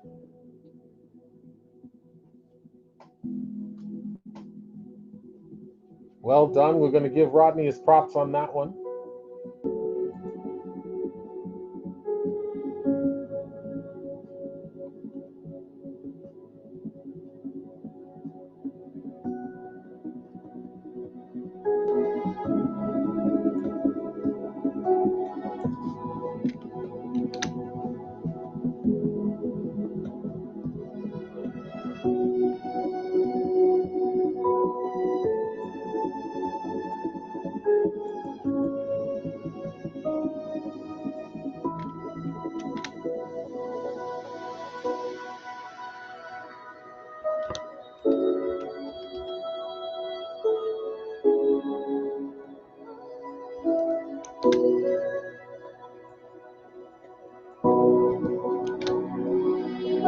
All right, the balloons are flying once again for Rodney. Rodney's turning out to be one of our biggest winners today.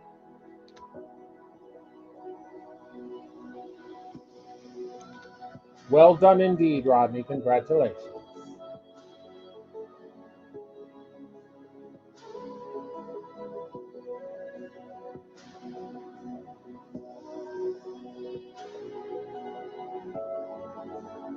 All right, we're going to swap out Battle for another Swamp Thing. Saga of the Swamp Thing, issue number 2B. And isn't that funny? We've got Man-Thing and Swamp Thing right next to each other.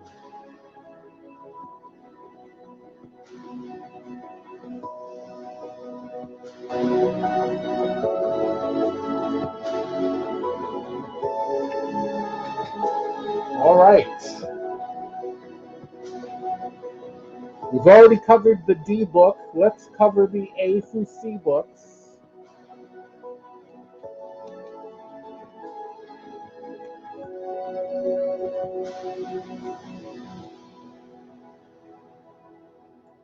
Today's Lightningrod Special Value, which is our A book.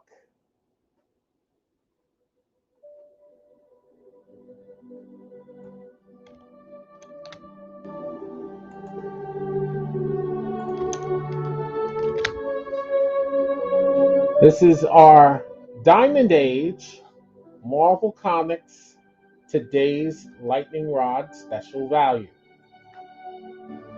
It is The Amazing Spider-Man, Volume 3, Issue number 2, Mid B. What exactly does that mean? It is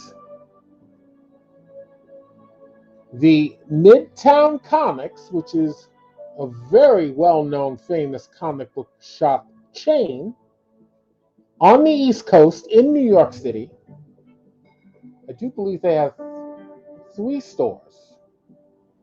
And that's not counting a Midtown Comics kiosk inside of the world-famous toy store FAO Schwartz in Manhattan. So if you want to count that, that's 4. And I believe they were looking into opening branches in Chicago and possibly LA, but most definitely Chicago we were looking at. This is a Midtown Comics J. Scott Campbell sketch cover variant. Black and white sketch variant. Featuring the Black Cat.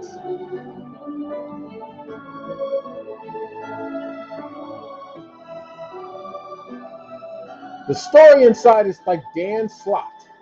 The art by Humberto Ramos with inks by Victor Olazaba. And the cover, of course, is J. Scott Campbell. This was published in May of 2014. The grade range is between 9.8 near mint and 9.9 mint condition. This is a claim sale. It's more than just a claim sale. It is our today's Lightningrod special value.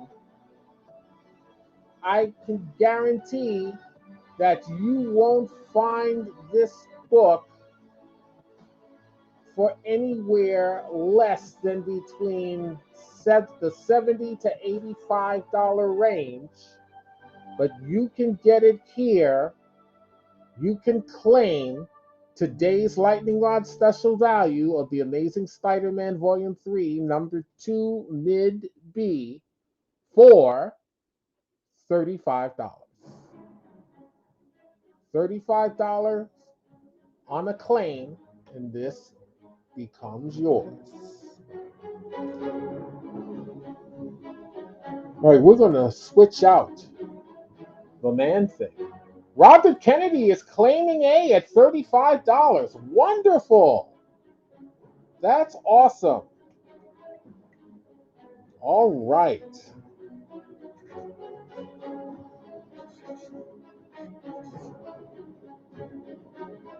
We have a good catch. Thank you, Robert.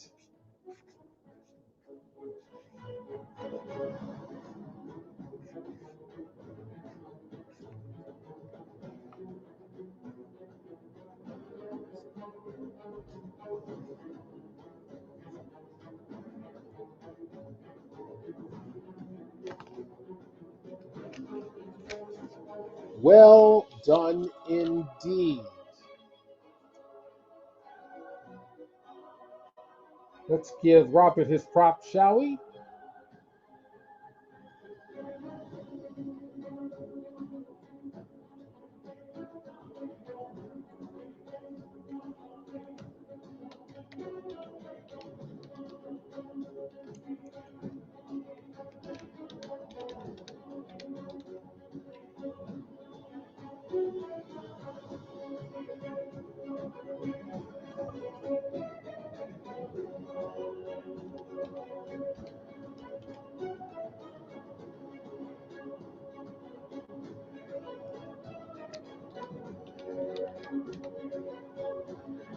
The balloons are flying for Robert Kennedy.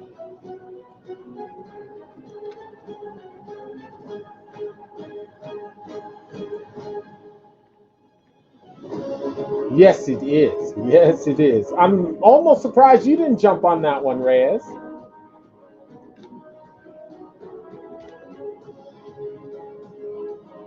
Congratulations to Robert Kennedy.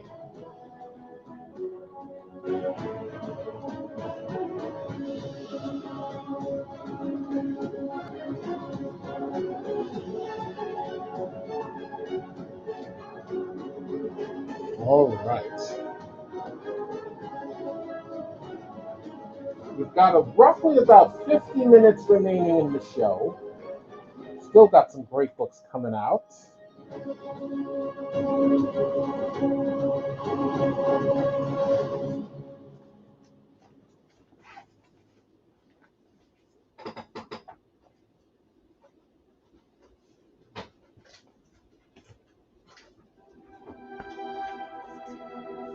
And we're going to swap out Man Thing. Remember, anything that has not sold is still available. And we still got the Swamp Thing book to talk about, too.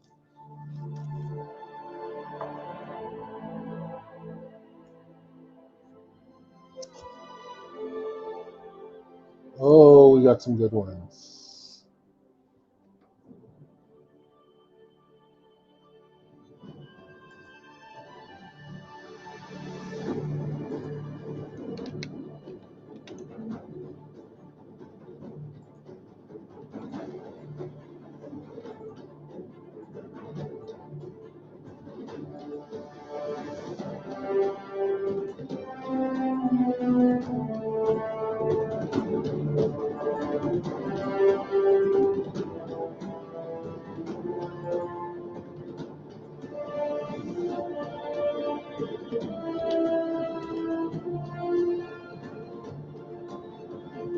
All right.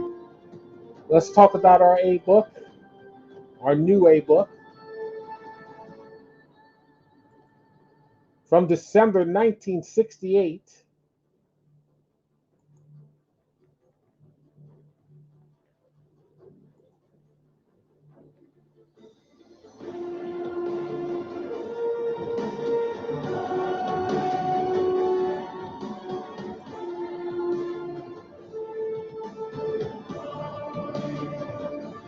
This is a Make Me an Offer item, or A item. Captain America, Volume 1, number 108.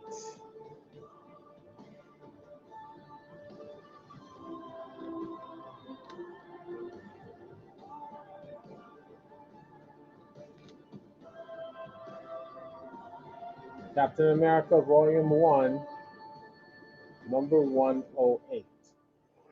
Excuse me.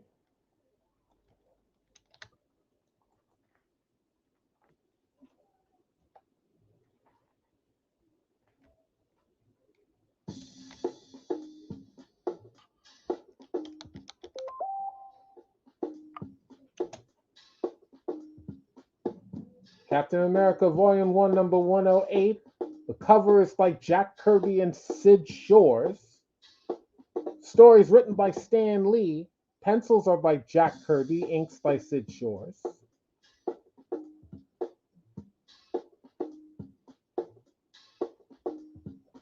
Guest starring the villainous Trapster.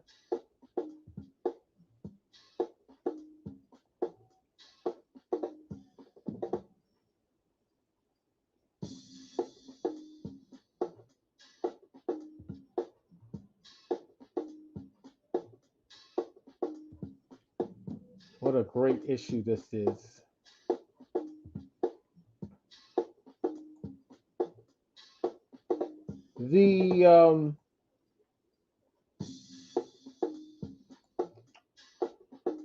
The condition of this book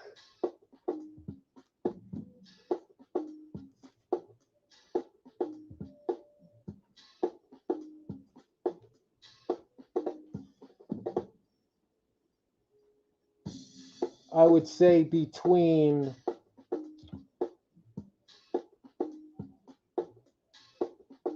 Fine, 6.0 Fine, and 6.5 Fine Plus.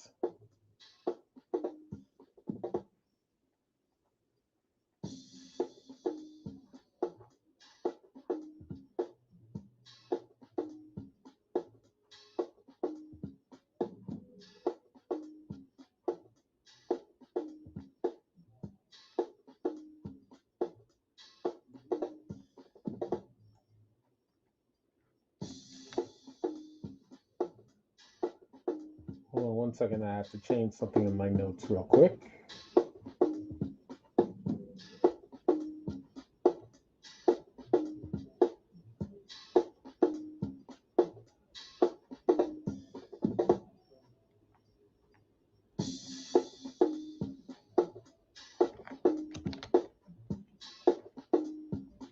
I was researching the Amazing Spider-Man. This is Reyes.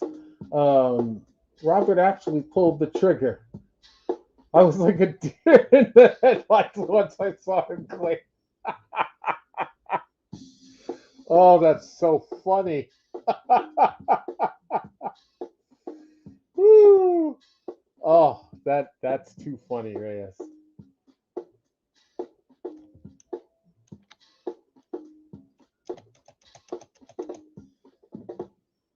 I like the art on the cover, Reyes. That's what drove it home. Oh, you guys crack me up.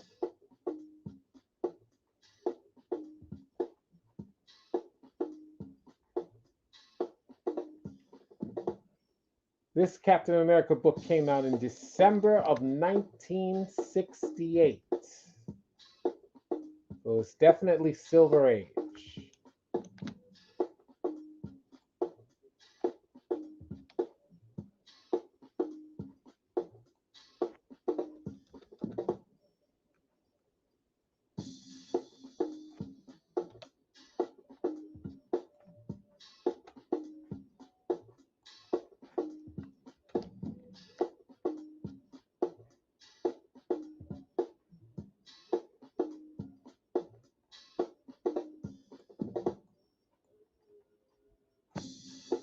All right, so if anyone is interested in that Captain America, please make an offer.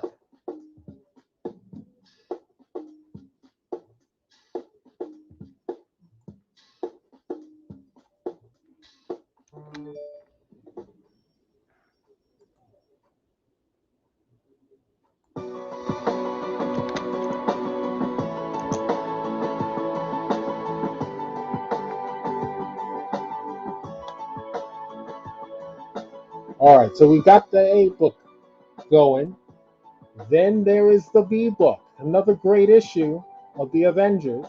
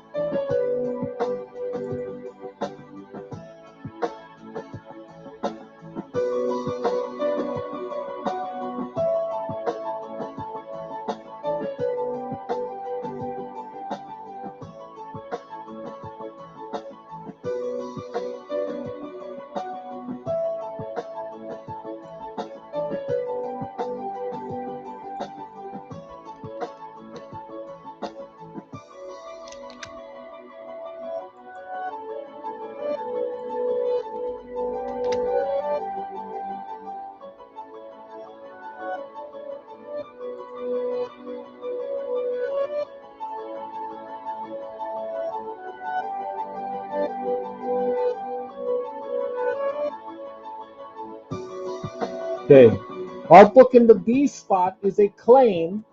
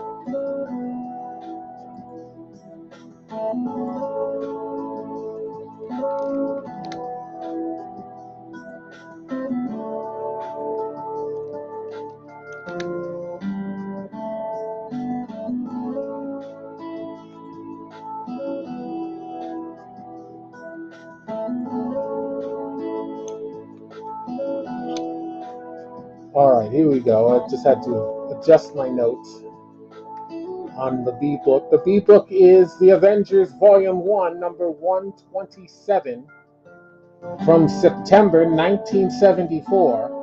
The grade range on this book is 7.0, fine, very fine, to 7.5, very fine minus condition.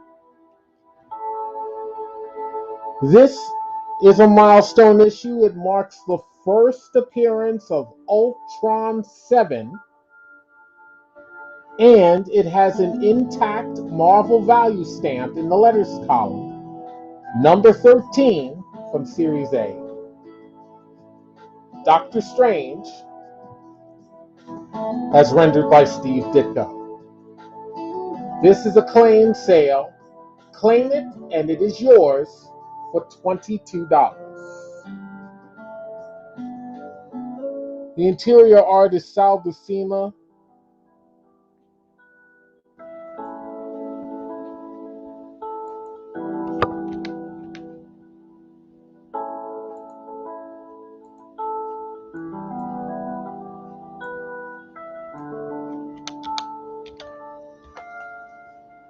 Hold on, I'll give you the rest of the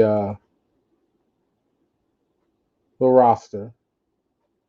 From September 1974, the cover is by Gil Kane and Mike Esposito with an assist from John Buscema.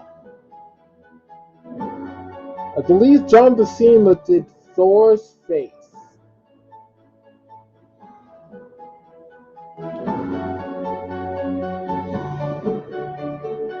Steve Englehart wrote the story. The artwork is by Sal Buscema and Joe Staton, with more assists from John Romita Sr.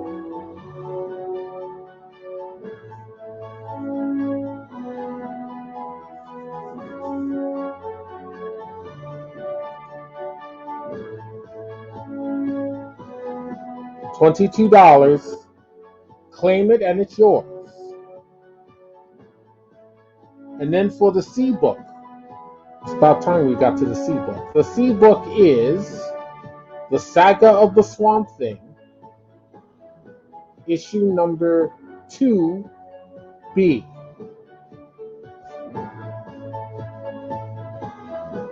It's a Bronze Age DC Comics auction item.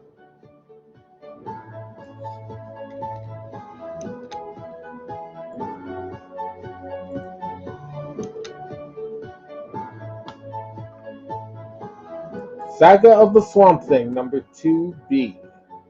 The story is by Martin Pasco. The art is by Tom Yeats.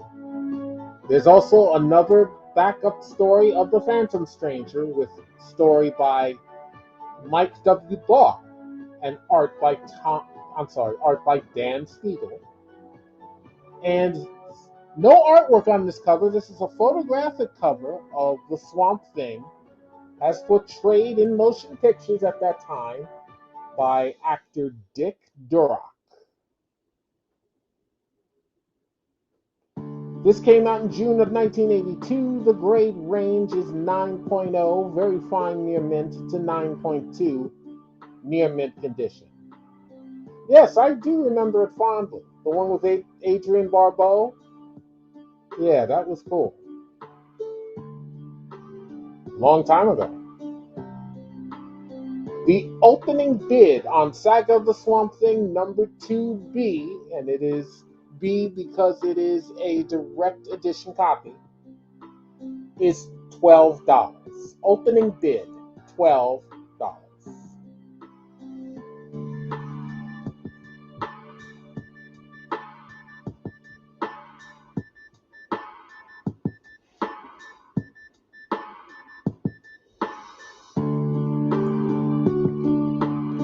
Okay, we're going to swap out that Detective Comics in just a moment.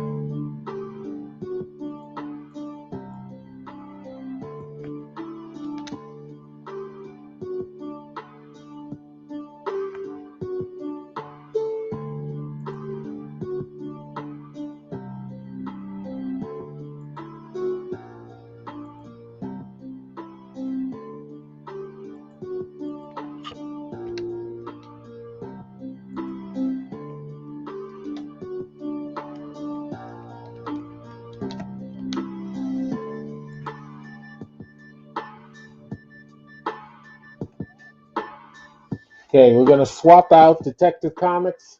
Anything that has not sold is still available.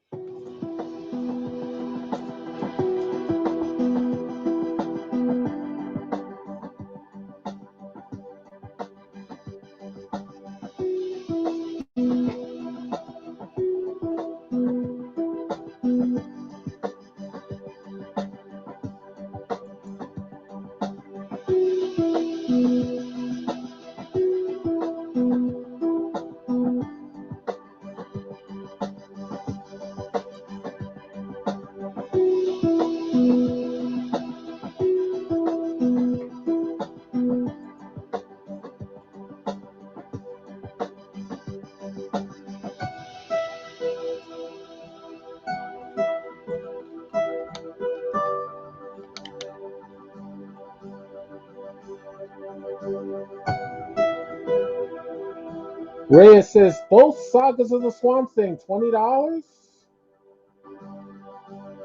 Hold on one second.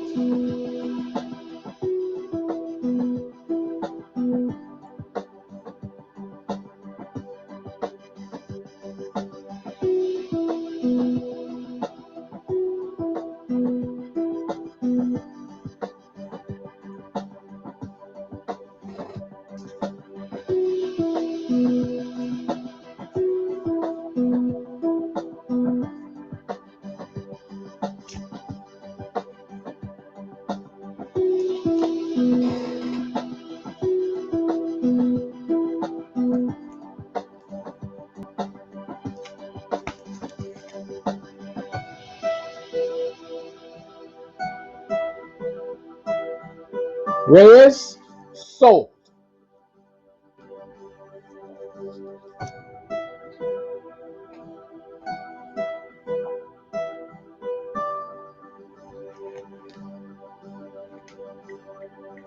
All right.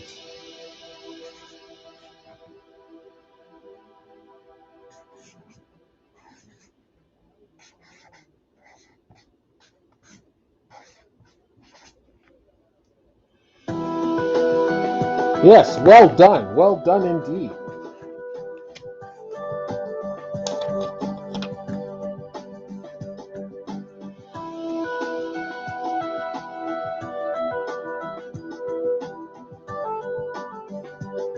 All right.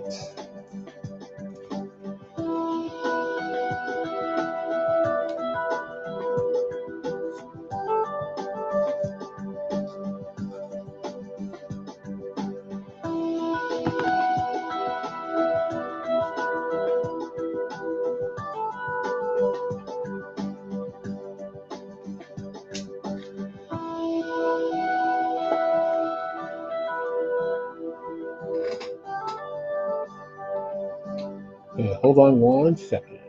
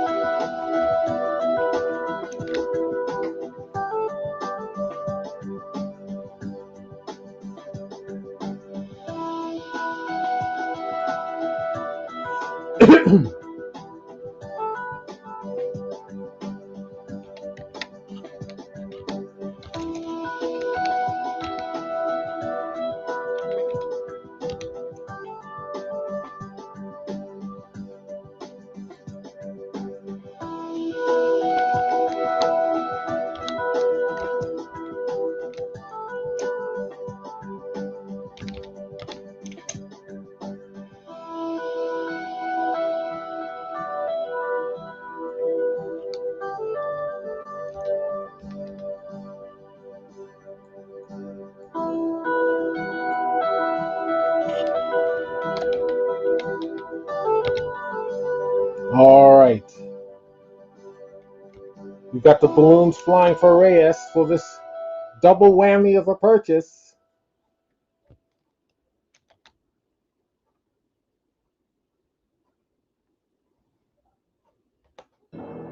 Well done indeed.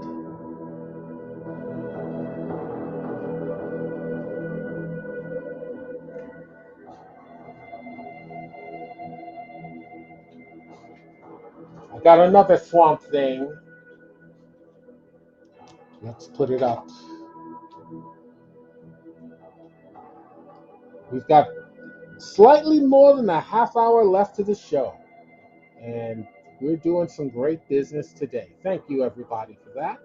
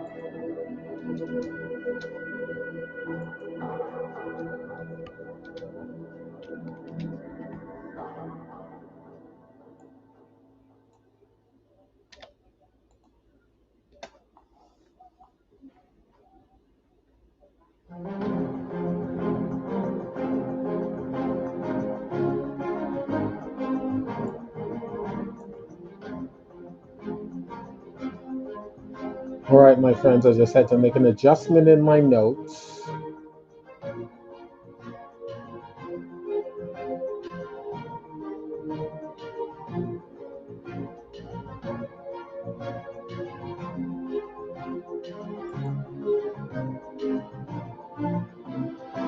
Waiting on the one of the comic I saw in the preview, No Hurry.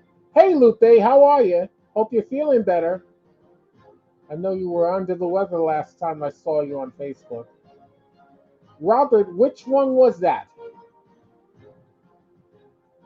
Let me know which one that was.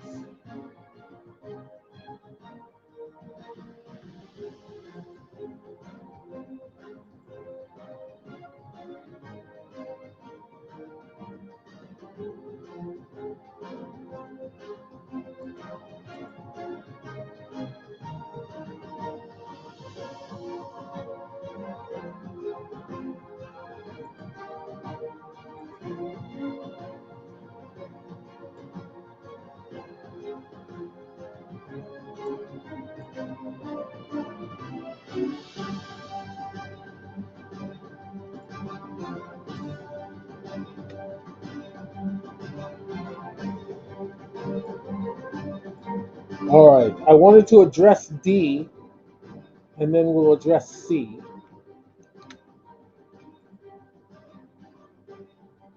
Ah, okay. I'll fill the next slot with that. No, you got the silver one. There's a gold one coming up, Rodney. And I have a feeling the two of you may fight it out over that one. That's all right by me.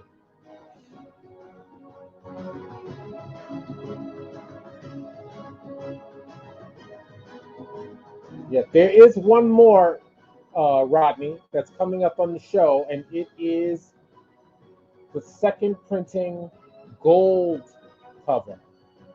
That's coming up.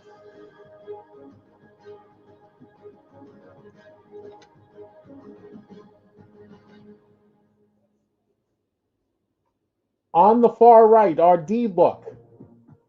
Diamond Age Marvel Comics auction item, Alien #1, second printing.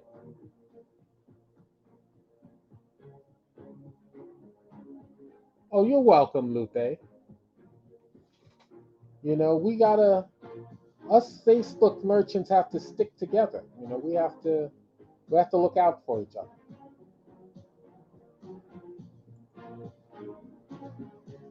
Alien #1, second printing. The story is by Philip Kennedy Johnson. The art and cover are by Salvador Larroca. From June 2021, the grade range is 9.8, near mint to 9.9, mint condition. This is an auction item. Opening bid $10. $10 is the opening bid. Let's talk about Swamp Thing. This is volume 1. This is our C book.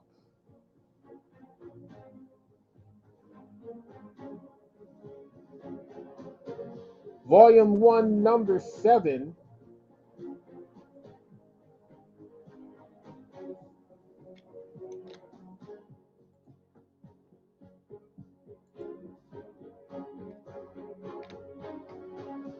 Volume 1, number 7, December 1973.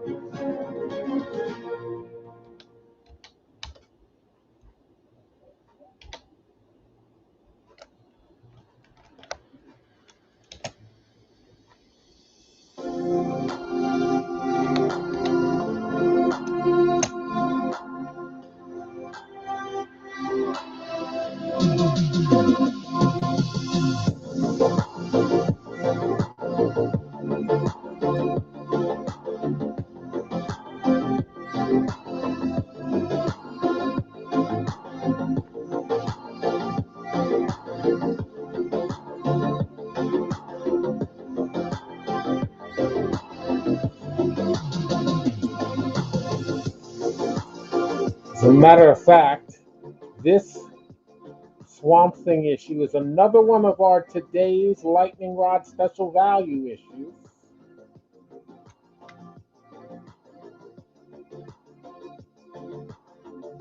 I had the stomach flu a couple of months ago. I was out for a week from work. It sucked. Yeah, I know how they can be. And these days, you have the added stress of wondering, is anything that you're ailing from possibly COVID related, whether you've had the shot or not. Well, preferably, if you have had the shot, um, the chances of it are lessened greatly. They're not 100% eliminated, but you've got that much more of a fighting chance. That's why I urge everybody, if you haven't done so, and I've met my share of people that refuse to get vaccinated, do yourself and the people around you a favor. You're doing yourselves a great disservice, I believe, if you don't get your vaccinations. But that's another story entirely.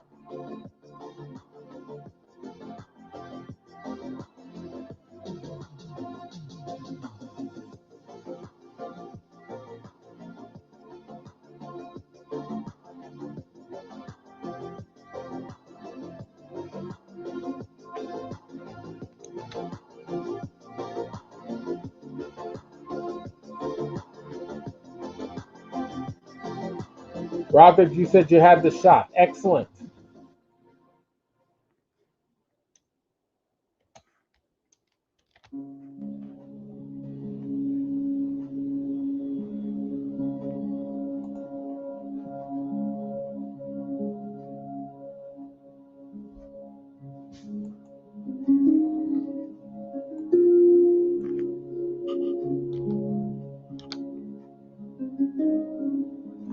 Hold on one second.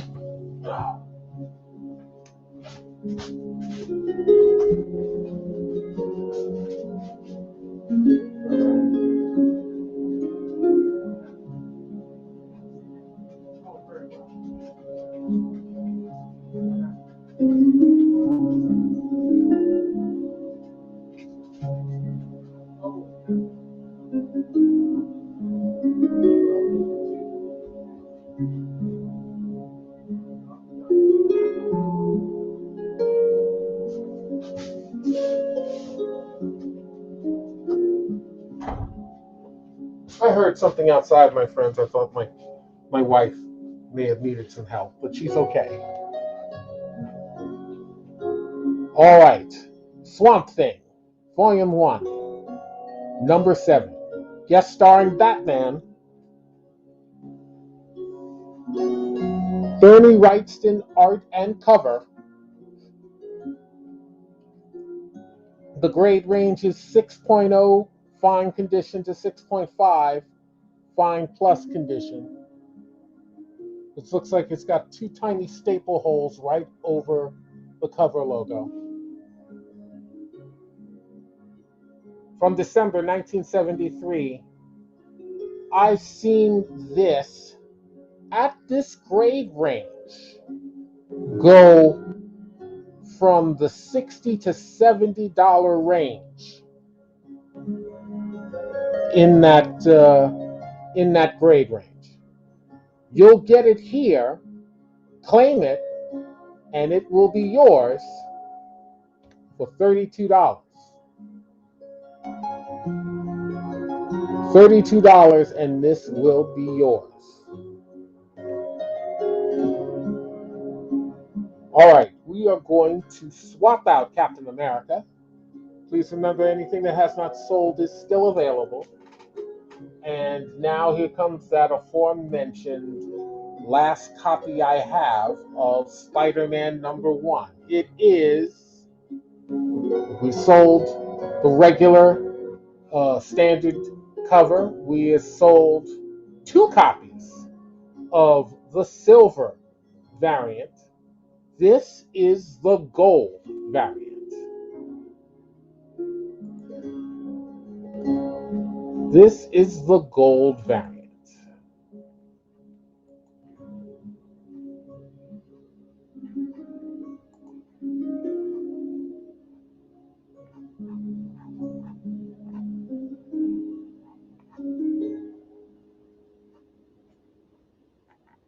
From August 1990,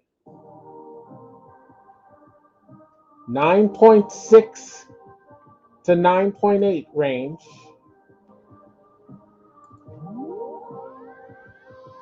Hold on, let me just grab my notes so I can do this one.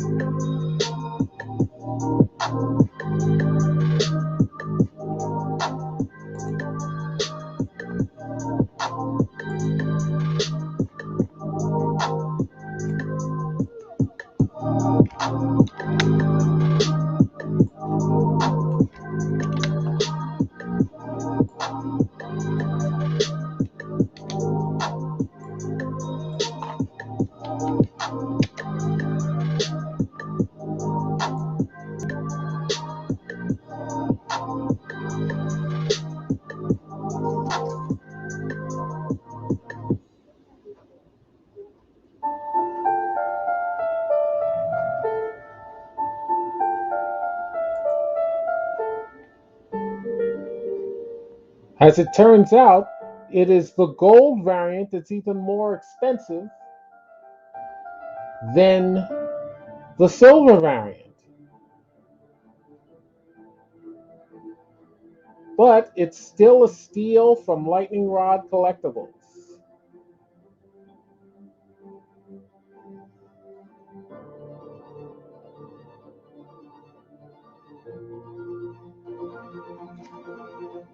I have seen this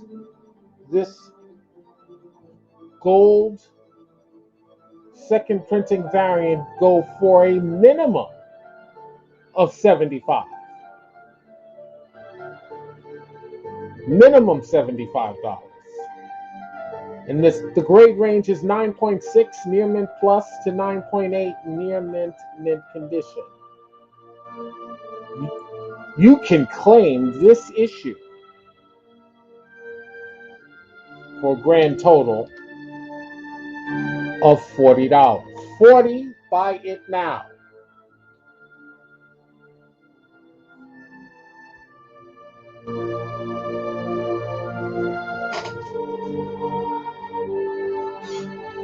And I think we're going to have time for one more.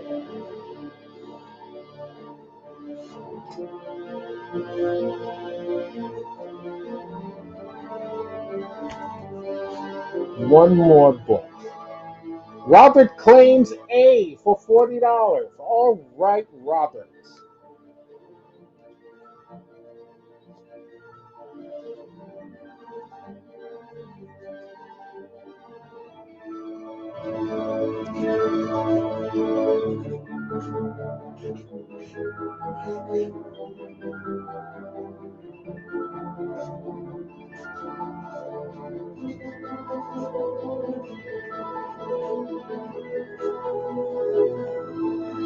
Awesome, awesome, awesome. Huh. You were considering it, though, weren't you, Rodney?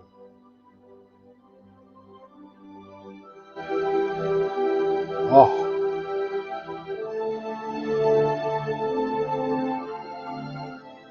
Robert, I should start calling you Quick Draw.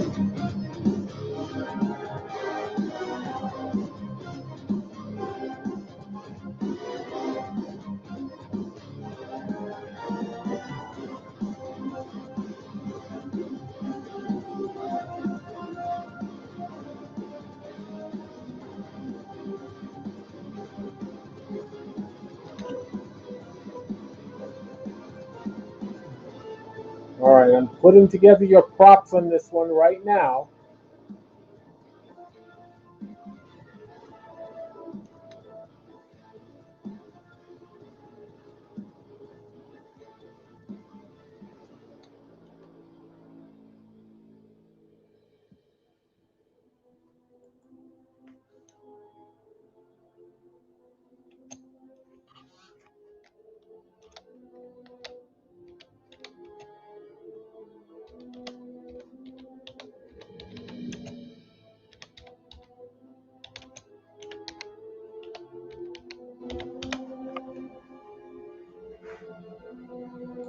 Okay, the balloons are flying for Robert once again. Another great win.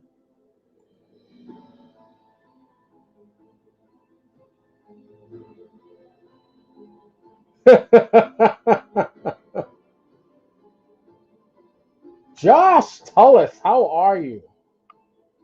Welcome to the show. You're catching the tail end of the show, but that's okay. If you see anything that hasn't sold based on my last post just before the show, you can contact me after the show and we can make some deals. Just throwing that out there for you, Josh. The balloons are flying once again for Robert Kennedy. Thank you so much, Robert.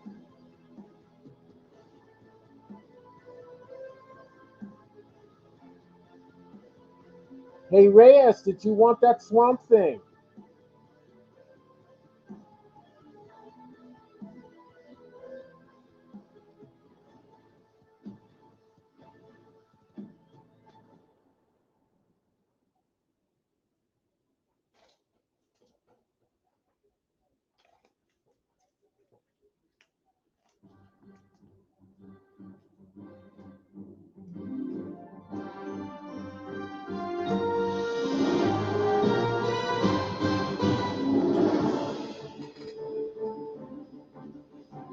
Okay, one last book we'll throw in.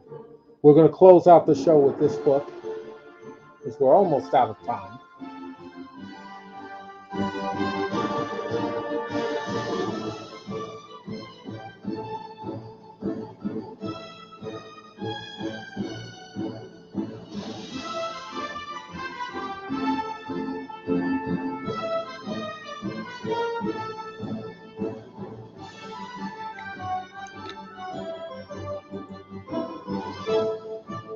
What was the opening bid on Swamp Thing?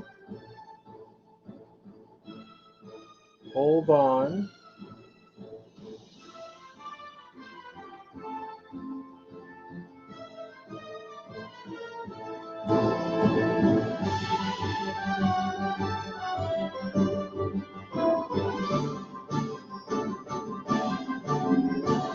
It's not an auction, Reyes. It is a claim. It is today's Lightningrod special value.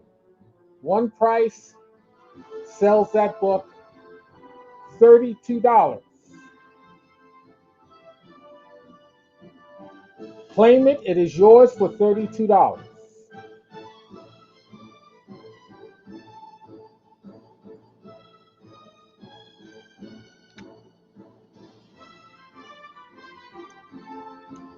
The last book I put in, which was the A book, it is The Avengers, Volume 1, number 91. Okay, that's cool, Reyes.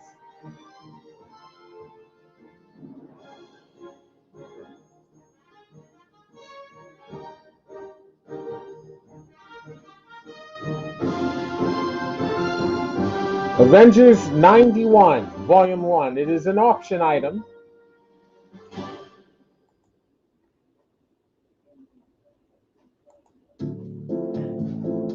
From August 1971.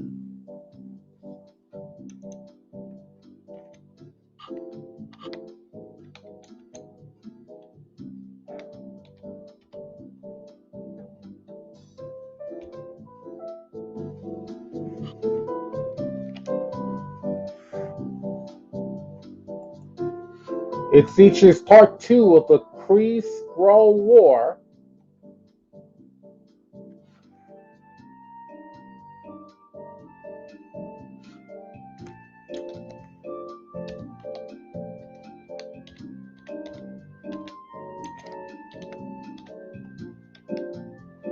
The opening bid on Avengers number 91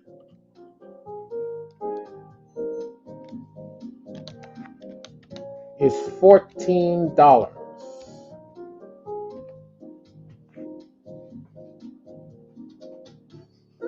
All right, we're going to close out the show with these 4 books. We'll do another show at the latest next week around this time. Perhaps we'll do one over the weekend. I'm not certain yet. But once I know, you will know.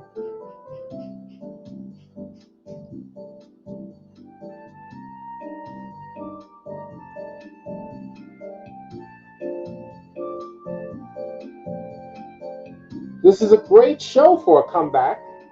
We've been away for a month and a half, largely due to my work considerations. Had to do a lot of overtime.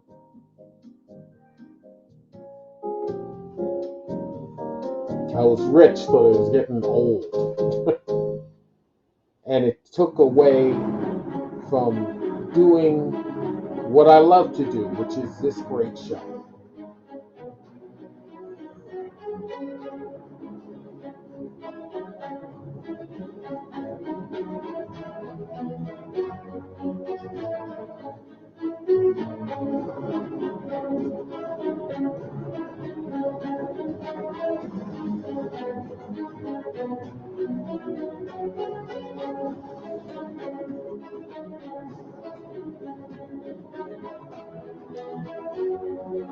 I am going to have my dinner after this show, and then after that, I will send out invoices.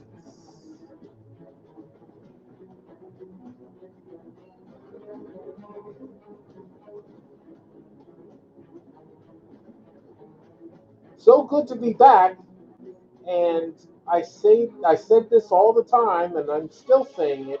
I cannot do this show without any of you. So I thank you so much for your patronization of Lightningrod Collectibles. Bringing you the best and the coolest from the diamond, modern, copper, bronze, silver, and even the golden age of comics.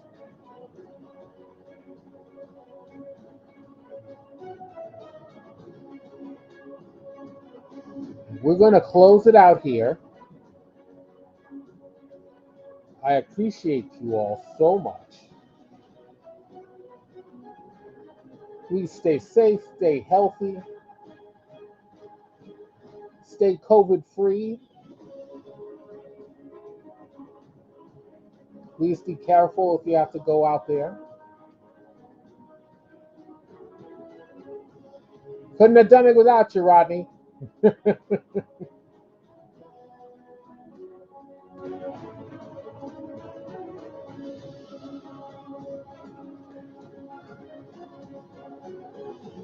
Much love to you all. Keep reading those comics.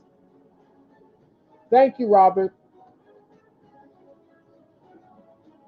In a couple of hours, you guys will start seeing invoices from me.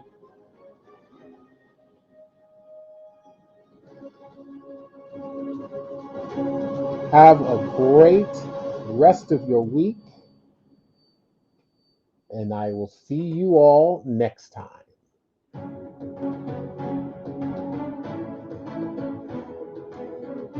It is so ordered.